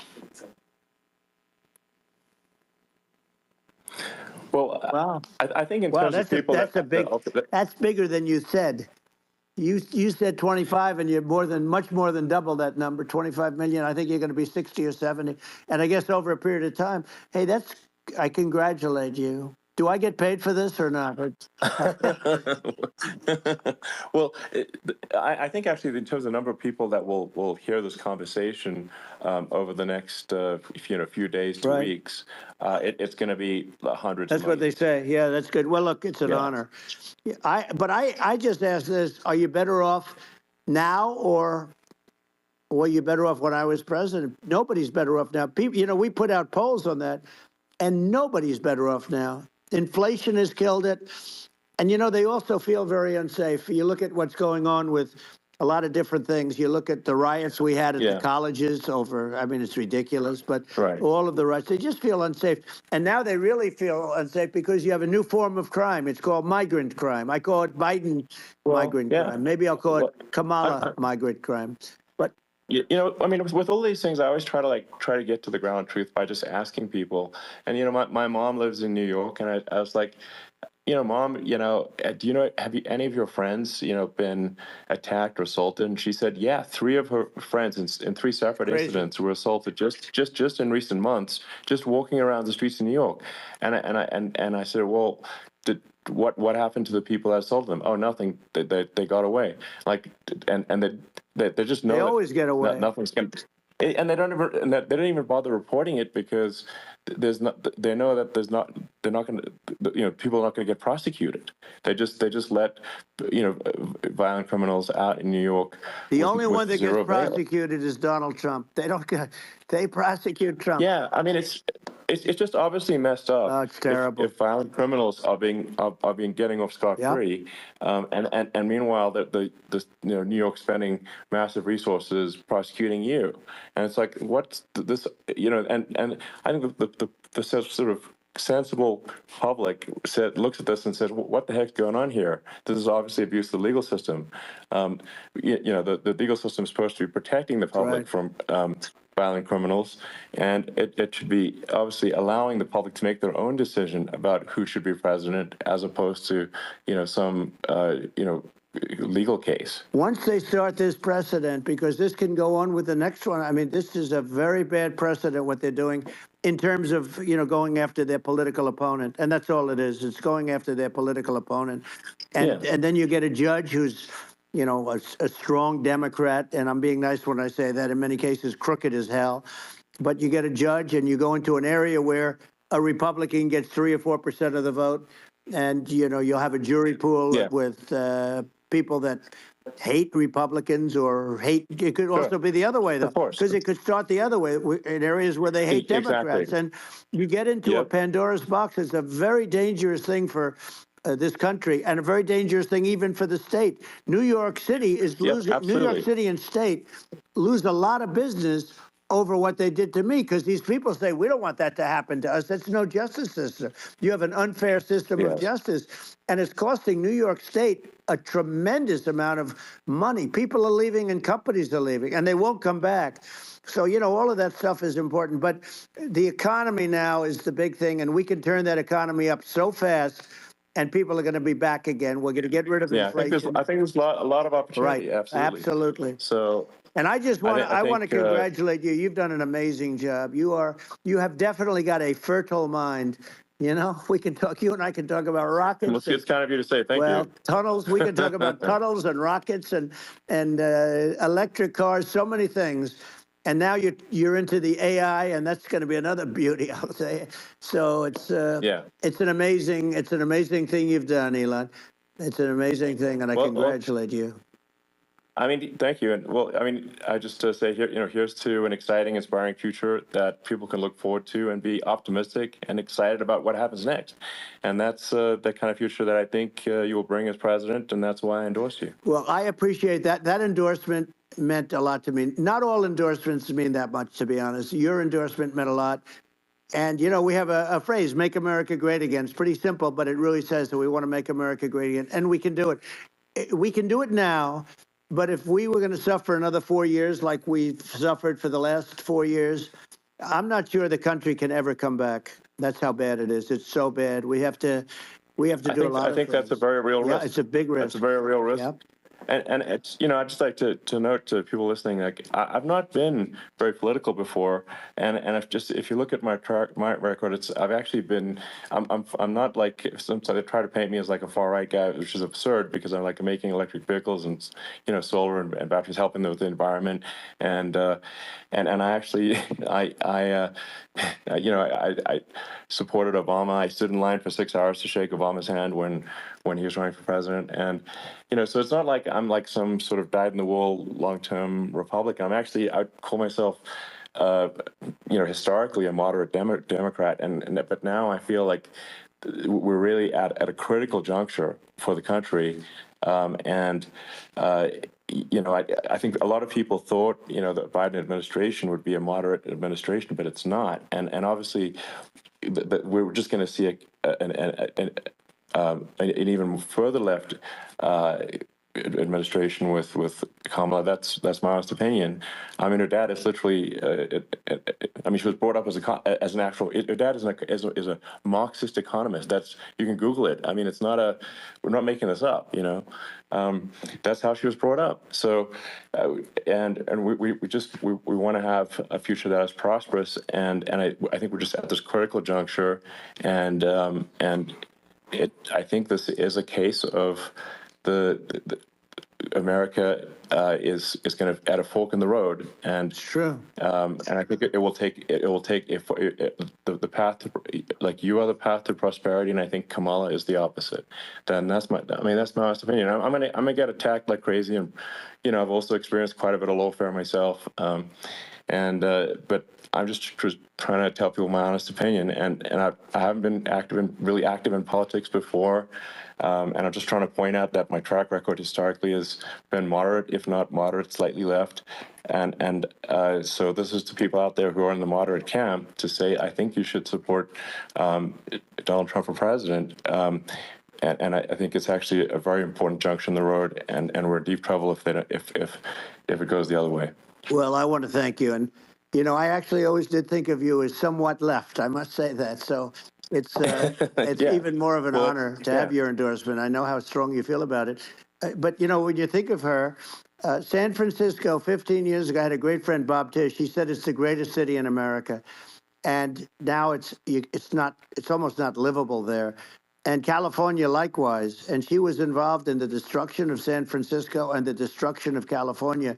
And she will be involved in the destruction of our country if people are so unwise as to elect her. And I hope that doesn't happen. And I hope the elections are going to be run honestly. And we're going to turn this country around. We're going to do things and we can do it fairly quickly. And we have to get rid of the criminals that have been, given to us by other countries as they laugh. They laugh at us. They think we're stupid to accept these people. These are radical, stone cold killers in many cases and terrorists. And they're in our country by the hundreds of thousands. Yeah. And we have to take them out. Yeah, I mean, if I could summarize it, perhaps, I think these are issues that I think most people in America would agree with, which is that we want safe and clean cities, we want secure borders, we want sensible government spending, we want to restore both the perception and reality of respect in the judicial system, just, stop the lawfare, and I think that's like, and how are those even right-wing positions? I think those are that's just common sense, and that's I mean, would you agree with that? 100%. I don't understand. The whole, they call it progressive. They don't like the word liberal anymore, but call it liberal or progressive. I don't understand how somebody could say that it's okay for them to empty prisons into our country.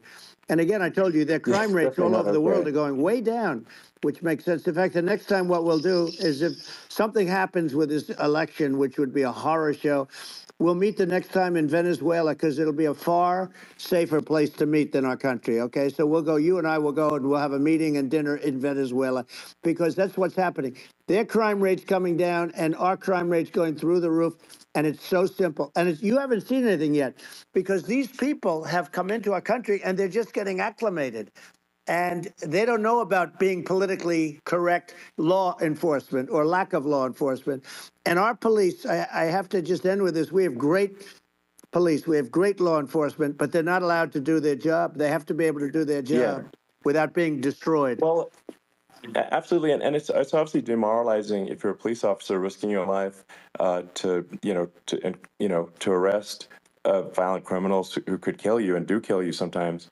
And then you arrest a violent criminal, and then the DA, doesn't prosecute, and that's let the guy out. Yeah. Well, then, like, why should a police officer risk their life to arrest a violent felon? Well, even worse, Elon, if nothing's going to happen. Even worse, they prosecute the police officer. They go after it, and they prosecute the police officer, and they take away his pension. They take away his job. He loses his family. He loses his house. Well, I thought it was very telling, like incredibly telling, that when there was that case where sort of a gang of thugs beat up police officers. I think it was in Times Square in New York, and then nothing happened to those guys. They were let out, zero bail, and I think a bunch of them were given free tickets to California. Well, what is I mean, that is that is a gross indignity against the United States, and that's how. I mean, this is insane. Like, have we lost all pride? What that? How can such a thing be allowed to occur? I've never seen anything. You know, we see where they get shot. It's a very dangerous profession, but it's something they're very proud of, and they want to be able to do their job. But I've seen them get shot. I've seen a lot of things. But I've never seen where these guys are standing in the middle of a big street, everybody watching them, and they're literally boxing, like punching, stand-up fighting, a police officer. There were two of them, and yet about six of these guys, and they're punching the hell out of them. And in their own country, they would be dead if they did that. They'd be shot. Yes. They would be shot instantly. And, you know, they come from these countries, and it's taking them a while to realize that we don't do that in this country. But in their own country, if they stood on a street and had a fight with a police officer, they would be shot. There's no political correctness. And it's such a sad, it's such a sad thing to see. And that's the reason you have crime, by the way, because we don't do anything about it. Yeah, we just cannot have a situation where our police officers are beaten up on camera by a gang of illegal immigrants, and then nothing happens to the guys that beat up the cops. I mean, and they're let out. This is unacceptable. Well, we're going to change it, and we're going to get them out of the country. You know, when I first got involved, they said you couldn't get them back to these countries. You couldn't take them back. In the case of Guatemala, Honduras, El Salvador, some others, you couldn't get him back. And I said, really? Oh, you can't get him back? Because under Obama, he couldn't get him back. They'd fly him in, and they'd put planes on the runways in these countries so you couldn't land the plane. They'd bring him back. And the generals told me, sir, we can't bring them back. The countries won't accept MS-13 gang members. They won't accept them. And I said, really, how much do we pay these various countries in terms of economic aid, which is also somewhat ridiculous? And the answer was $750 million. I said, good. Tell them they're in default. They're delinquent. We're not paying them anymore because they won't accept it. And you know what happened? They all called me, every one of them. They said, we would be honored to take them back, sir. We would be honored. It was so easy. But it's one of those things. And we got them back. We took in so many. You know, MS-13 is probably the worst gangs in the world. They're the most vicious, violent. We took them out of here by the thousands and got them out of here. And their countries took them back. And because I said, you're not getting any more economic aid. And once I said that, they were nice. They wouldn't take them back for Obama. They wouldn't take them back for anybody. And now we have a problem because we have this guy, and they don't take him back anymore with Biden because they don't respect him. Yeah. It's just gotta be done. We just can't have whether they're citizens or not citizens. We can't have, because they won't prosecute citizens either, not just illegals. So if you can't have violent, repeat violent offenders that are not that don't get incarcerated. That's right. Because they will obviously, by definition, continue to hurt people. And I think where part of this comes from is that there's and I do sort of consider myself liberal in some ways. I mean, it's just that you want to have empathy for people. Obviously, you want to have empathy for people. I totally agree with that. You want to have empathy, but you also have to have empathy for the victims of the criminals. And if you just have empathy for the criminals, it's actually shallow empathy. It's not real. You're not thinking. You have one layer deep empathy. You got to say, like, what if you don't incarcerate this person? Who are they going to hurt? Who are they might kill someone. They might rape someone. If you don't incarcerate them, you have to have empathy for the victims. And there's a lack of empathy for the victims of the criminals, and too much empathy for the criminals. It doesn't make sense. That's why you want to have deep empathy for society as a whole, not shallow empathy for criminals. Right. And we have to give our police officers the dignity and the respect that they deserve. And we have to let them do their job.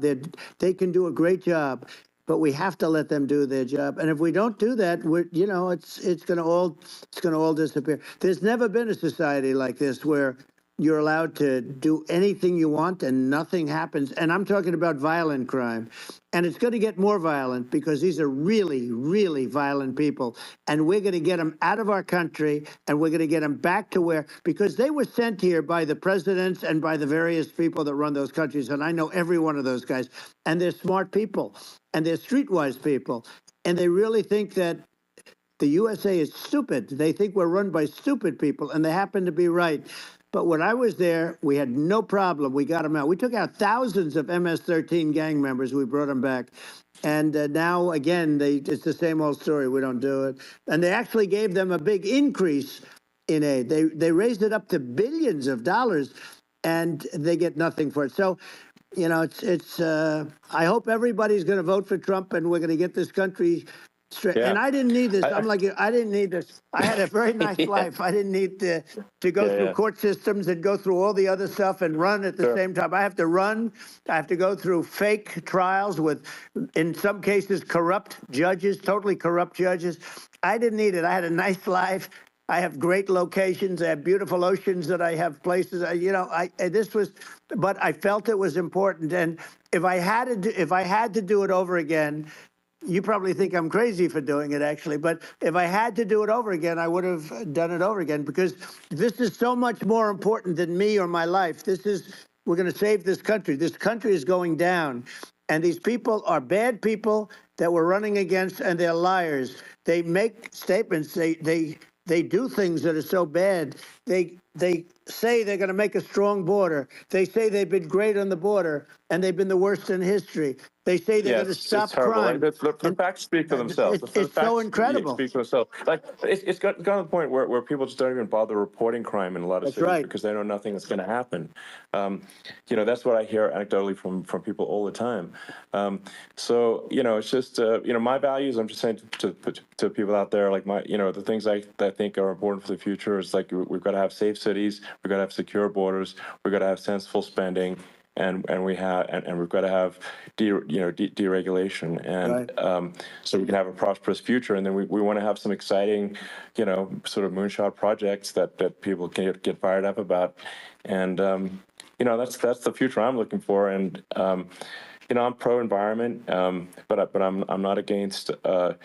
I'm not like I don't think we should vilify the oil and gas industry because they're keeping civilization going right now, and but I do think we want to move at a reasonable speed towards a sustainable energy economy. Those are my values, and I think and so I mean that's why I'm supporting you for president. Well, I appreciate it. We're going to give incentive to companies to come into our country, not to leave our country.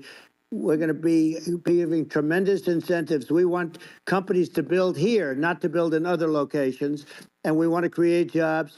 And again, it's about the American dream. You don't hear about the American dream anymore, Elon. You don't hear. You're the American dream in the truest sense, but you don't hear about the American dream anymore, and you're going to hear about it.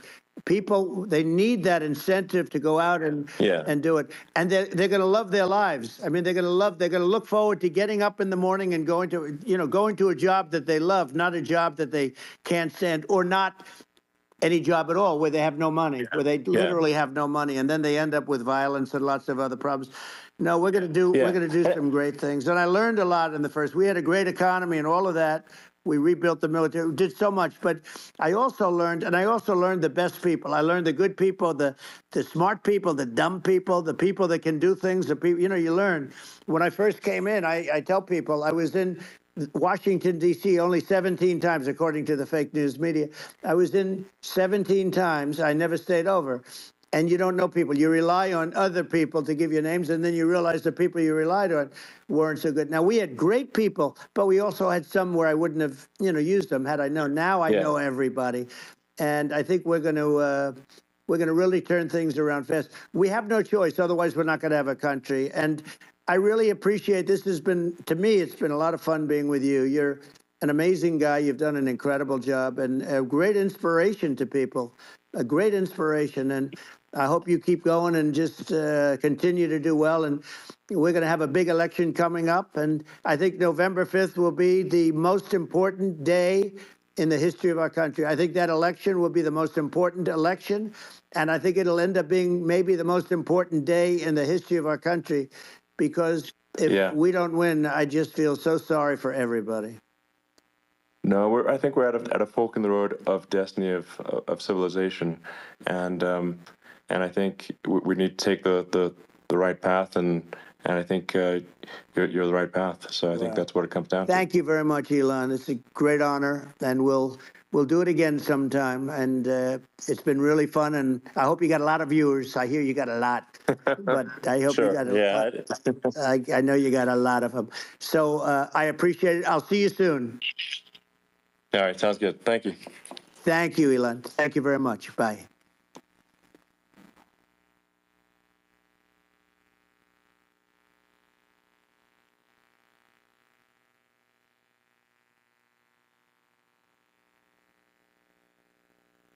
So there you have it. It's done. What y'all think? What y'all think, chat?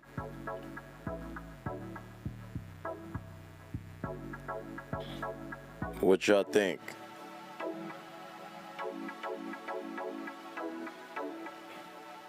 Let me go through some of the chat, and let me sling it back to my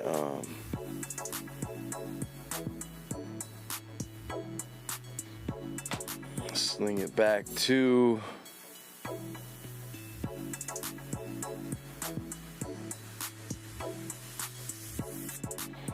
what y'all think, chat?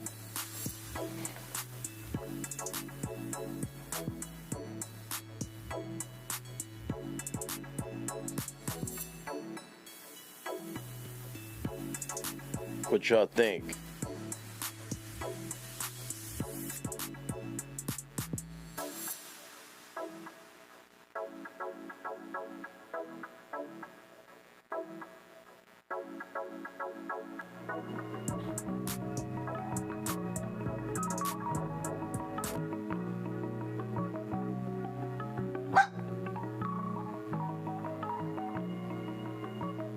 My dog is going crazy. What y'all think in chat? Y'all think he's bullshitting? Let me see what the poll says.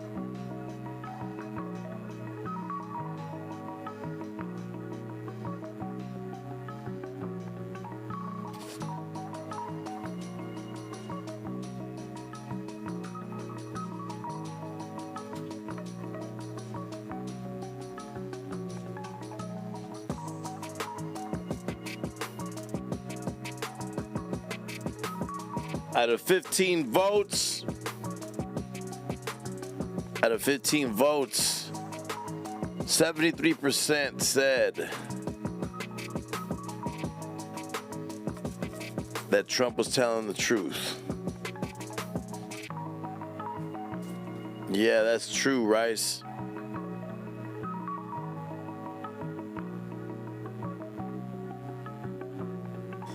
Here, let me get Rice on the phone. Let me see here.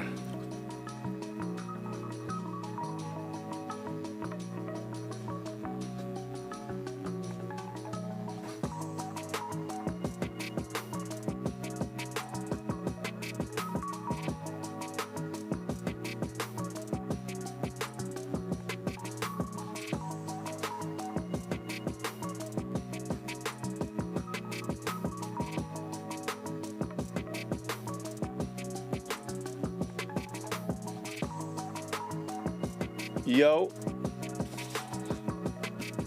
What's good, bro? Hold on 1 second. 1 second.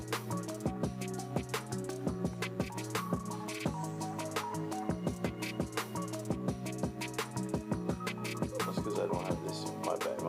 It's not letting me sling it. 1 second.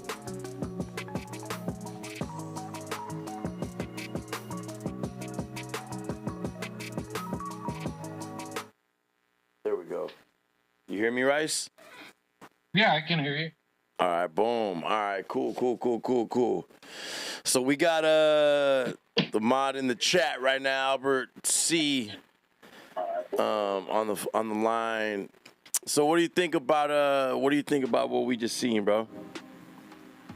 Well, you know, Trump obviously likes the sound of his voice. I'll give him that. Fucker can talk, that's for sure.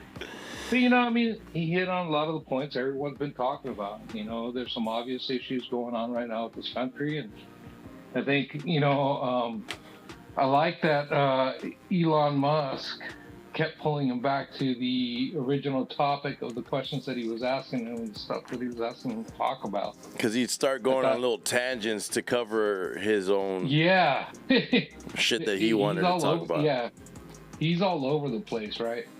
And it's like his brain's going and his mouth can't keep up. But that's just his style, because he's always thinking, as he's saying something, things are popping up to him all the time. So I thought he was right on. Some of the stuff was pretty obvious. I think it's stuff that we've discussed on this pod before. Mm-hmm. The immigration thing, big deal. The thing with Ukraine and Russia, big deal. Even the stuff in the Middle East. Israel and Iran and all that bullshit that's going on. I mean, we're at a point right now where we're ready to touch World War III. And things are heating up really, really quick right now. So I'll be honest with you. If we do have an election this year, I'll be surprised. I expect just all kinds of chaos to kick off here. Just to stop the election from happening? Yeah, not only that, the way people are being stirred up, we're already divided as a nation here. And those divisions are just being spread apart farther and farther and farther. I just saw the email that Kamala's campaign pushed out, just completely denigrating and bashing on Trump and Musk both, and while asking for more money. And, it's pretty obvious where we're at here right now. What do you think? I always think I always think any type of content that we get from either one of the presidential candidates is good, as long as it's free speech. In context, we could kind of read the context of what's going on. I definitely. Well, we should be able to have the conversations, right? Right. And what's crazy is Elon is right. Like, Kamala wouldn't just do a regular 2-hour interview where it takes a while maybe at the beginning to get comfort, but then eventually you almost forget that you're on this platform. There'll be times here where I'm just kind of talking and then I'll be like, oh shit, I'm actually on live right now. You know what I mean? Yeah. And it's easy to do that, and especially, dude, they just did that shit in front of I think they confused the chat, what the number that the chat said, because he said, oh, there's 24 million. No, there was actually I think the most they got was 1.6 million. And I think he was reading the chat. Yeah, he was looking at the chat number because the chat number said 24 million. But either way, that's fucking huge, bro. You know what I'm saying? Yeah, that's huge. It's massive. I've been on huge. Joe Budden will host a Twitter or X stage, and it'll be 30,000 people, maybe 100. I don't know if he even touches 100,000. Honestly, the Twitter spaces be 1,000, 20,000 maybe. You know what I mean? And that's huge. That's fucking huge. But I saw something the other day, almost 2 million people. Yeah, I saw something the other day where they were live streaming the last rally at that Kamala was doing. The live stream audience, I think, on that platform reached only 500 people, 500 some odd people, that were actually watching that live stream on there.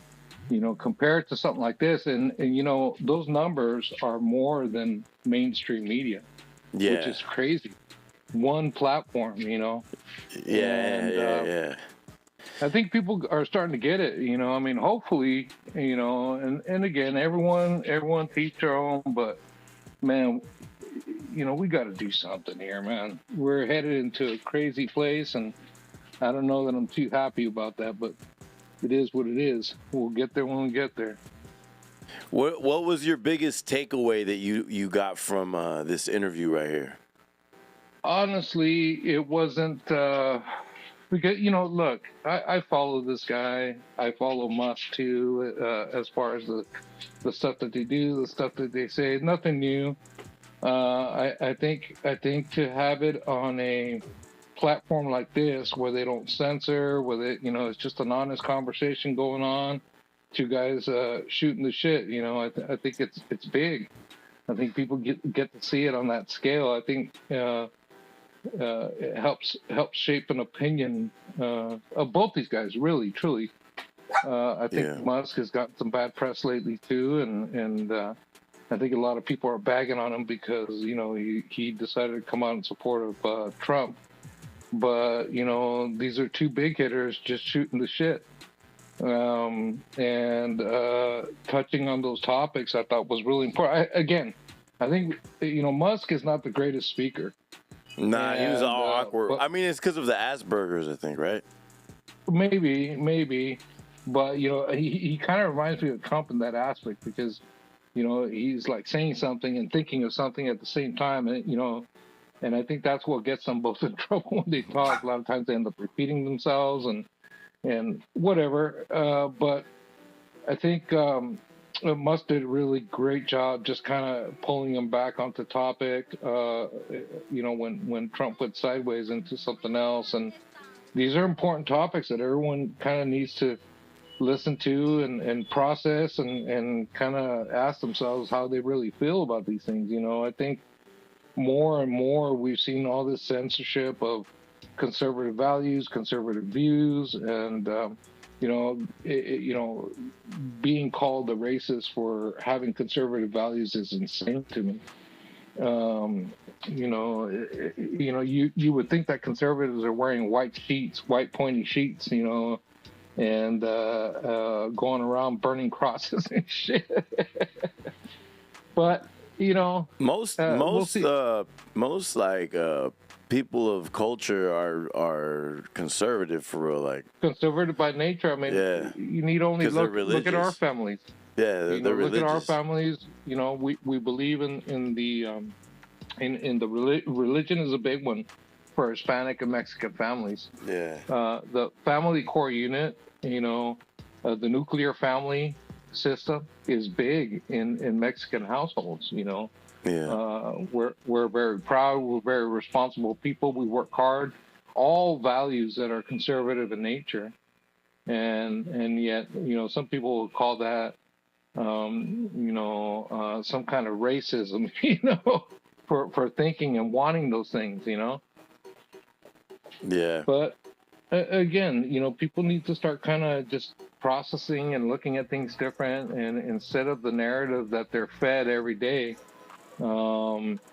Just kind of start figuring out things for themselves. And I think a lot of people would surprise themselves if they just kind of stop to think about it, Yeah, especially if, we talk to like our elders and, get a better understanding. Because most of our elders are very, very conservative. Yeah, no, it's a weird dynamic to me, and my family is no different. Hispanic families in general are brought up to believe that they're Democrats, that they should vote Democrat, that those are the things that are for the people. And when they truly look at a lot of these policies and start realizing that in fact they are not really geared to help sustain and help elevate people. I mean, there are agendas that get drawn up. The trans one is a big one right now. You just watch the Olympics and what's going on there. You see the agendas, but the breaking down of the nuclear family is one of the stupidest things I've ever seen in my lifetime. The nuclear family is at its best when it's functioning in its purpose. You gotta have a mother and a father there, a father figure, and it's good for the kids. Single parent households suffer, and it becomes that much more difficult to bring up good human beings and good individuals and solid foundation for the kids that are coming up in this crazy ass world. the more involved both parents are, the better it's going to be for everyone in general in that household. And it blows me away how that's being broken down, you know, and welfare plays a big part of it, you know, and we could go into details at length on this, and it'd be another couple hours. But yeah, bro, I just feel that ultimately conservative viewpoint is probably more beneficial to this society than the liberal one. Mm-hmm. And that's just my opinion. One man's worthless opinion. I mean, we're all entitled, you know? Mm-hmm. And I think that's what makes our country great, is like, you know.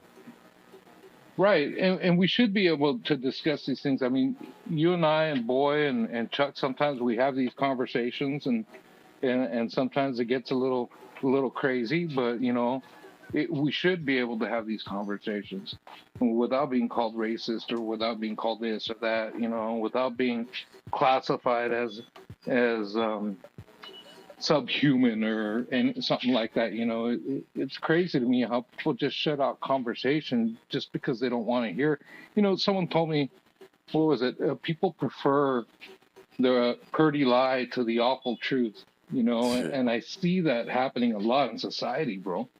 Yeah, it's crazy. What made me really like start thinking different was when I was online and I was like, man, we could agree to disagree. You know, like it's okay to agree to disagree. Like it doesn't. And then somebody went on there and they said, no, because sometimes you just got to cut people off because, you know, they're dangerous to society. I'm like, what do you mean they're dangerous to society? What do you mean? Like, I just don't understand how you're gonna go about and do any kind of action or make any kind of decision without knowing both sides of it.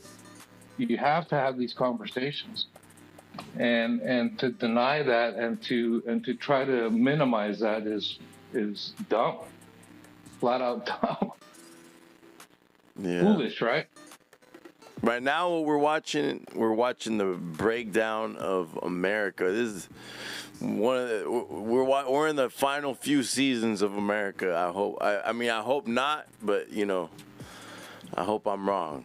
But it seems like I hope you are too. You know, because you know I have kids and grandkids, and my wife and I. You know, I still want to continue going. Listen, here's the honest truth. I'm seeing things today that I never thought I'd see in my lifetime, and it weirds me out. You know, it makes me feel like what you just said right now. You know, that the end is nigh, right? Yeah. We're about to see the conclusion of this, and that's a scary thought, and that's a scary proposition. But we should always hope, and we should always keep trying to make it a better place for us and for our kids and for our grandkids and for everyone around us. You know, I think in general society has just kind of been going downhill, and it's like a snowball effect, and we need to find a way to change that. Truly. Yeah, I agree.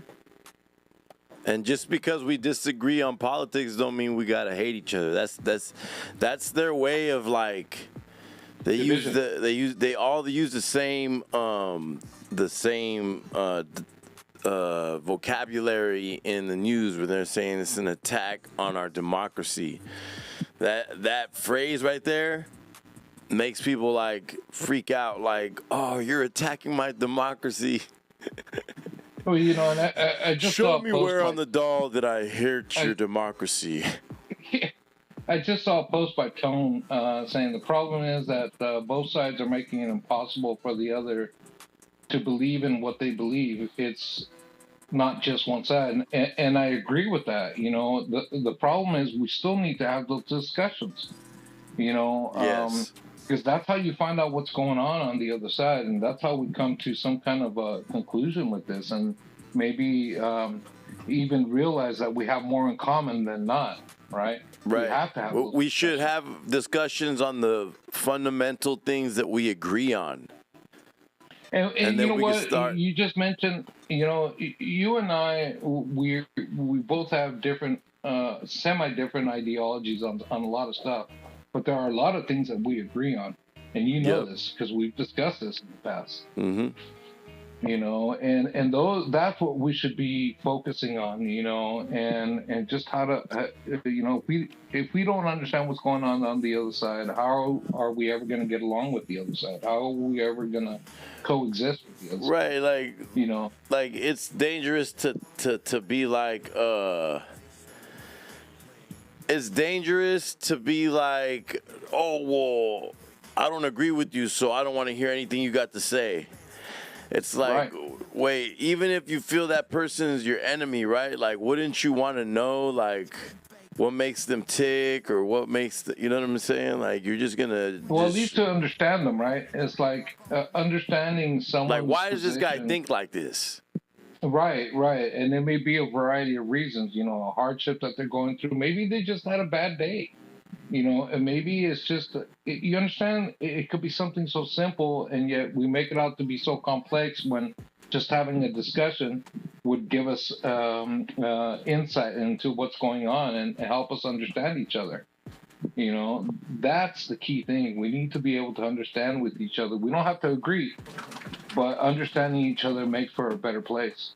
You know, and even like just freedom of speech all around, man. That's absolutely. That's what that's what our platform stands for, regardless of whether I agree with you or don't agree with you. All that shit, freedom of speech.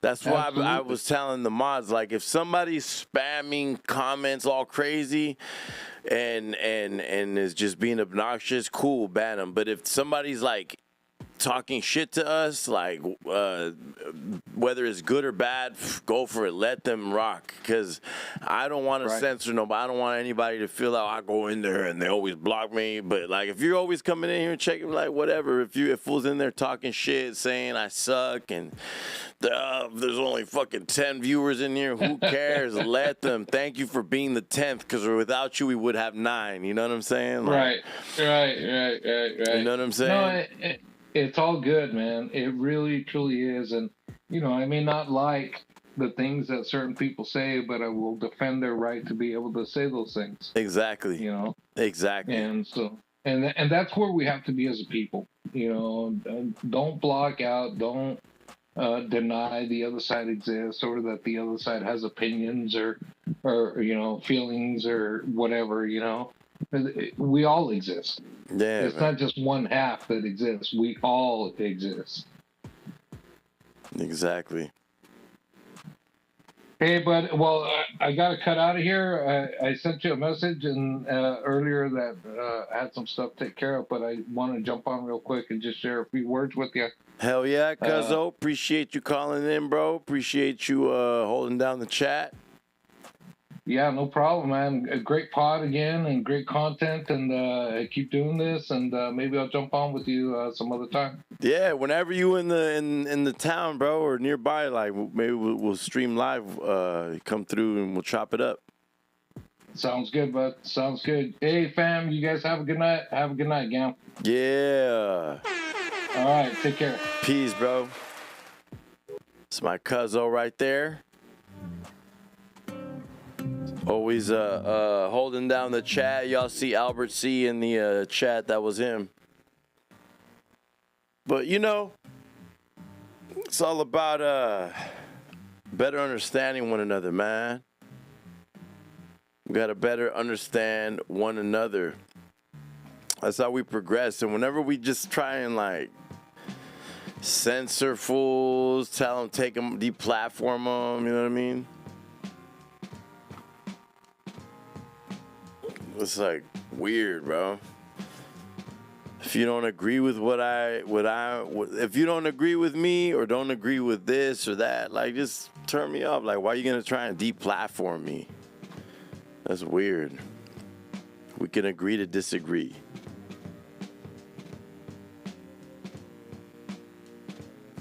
Yeah, man, this is a big, dope platform that I'm about to, man, this shit's about to be crazy, bro. I haven't even brought out the big guns yet. I haven't done, like, no crazy shit yet. I haven't really flexed yet. Like, I'm waiting until we're fully monetized and shit, and are 100% rocking with some shit. I wasn't sure so I don't think this one's gonna be monetizable, but hopefully this one goes crazy at least, But anyways, man, listen, I appreciate everybody who tapped in. I appreciate everybody vibing out with us.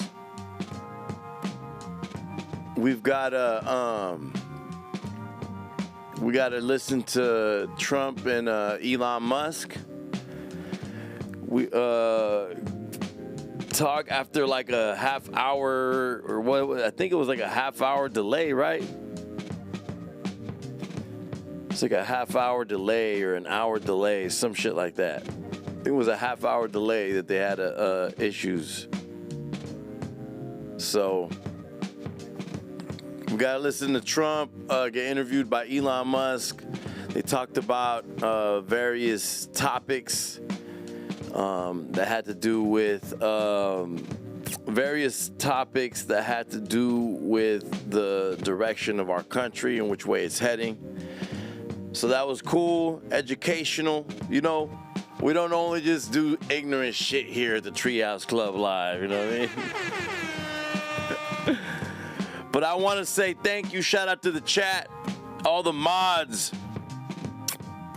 We had a few people see. Oh, hey, shout out to Isaac L, man. He said, Maine, in and out of streams, and your stream's better than Big News Lives right now. I'm like, oh man, hell yeah, appreciate you, gang. Let me see here. Trump's a hot dog. Trump savage, new scum. Vice President is a transmission. Shout out to L Rob 831. So shout out to everybody, man. Yo, what up, gang? Don Weezy's back in the heezy. So that was an interesting interview. I hope y'all enjoyed the call-in from my cousin. He's very well educated in all this shit. Yeah, nah. He really got to the he's a hot dog comment. But yeah, make sure y'all follow me on all social media, Gambit, GHAMBIT. Follow me on follow the Treehouse Club Live on Instagram. Make sure you guys subscribe. Hit the notification bell. It'll let you know whenever we're going live. Let me know what y'all think, man. Subscribe, like, comment. Follow the Discord. If you scroll up, the homie Tone Contreras put it in the chat. Follow the Discord. We have a lot of Discord and conversations in there. Follow the subreddit. Both in the description. I don't know, the link for the Discord might have expired, so yeah, it was good, bro. It was a good interview. Definitely good. Definitely worth checking out, running it back, because it was on Twitter Spaces, so you could just run this back, and we were there early. We're there early listening.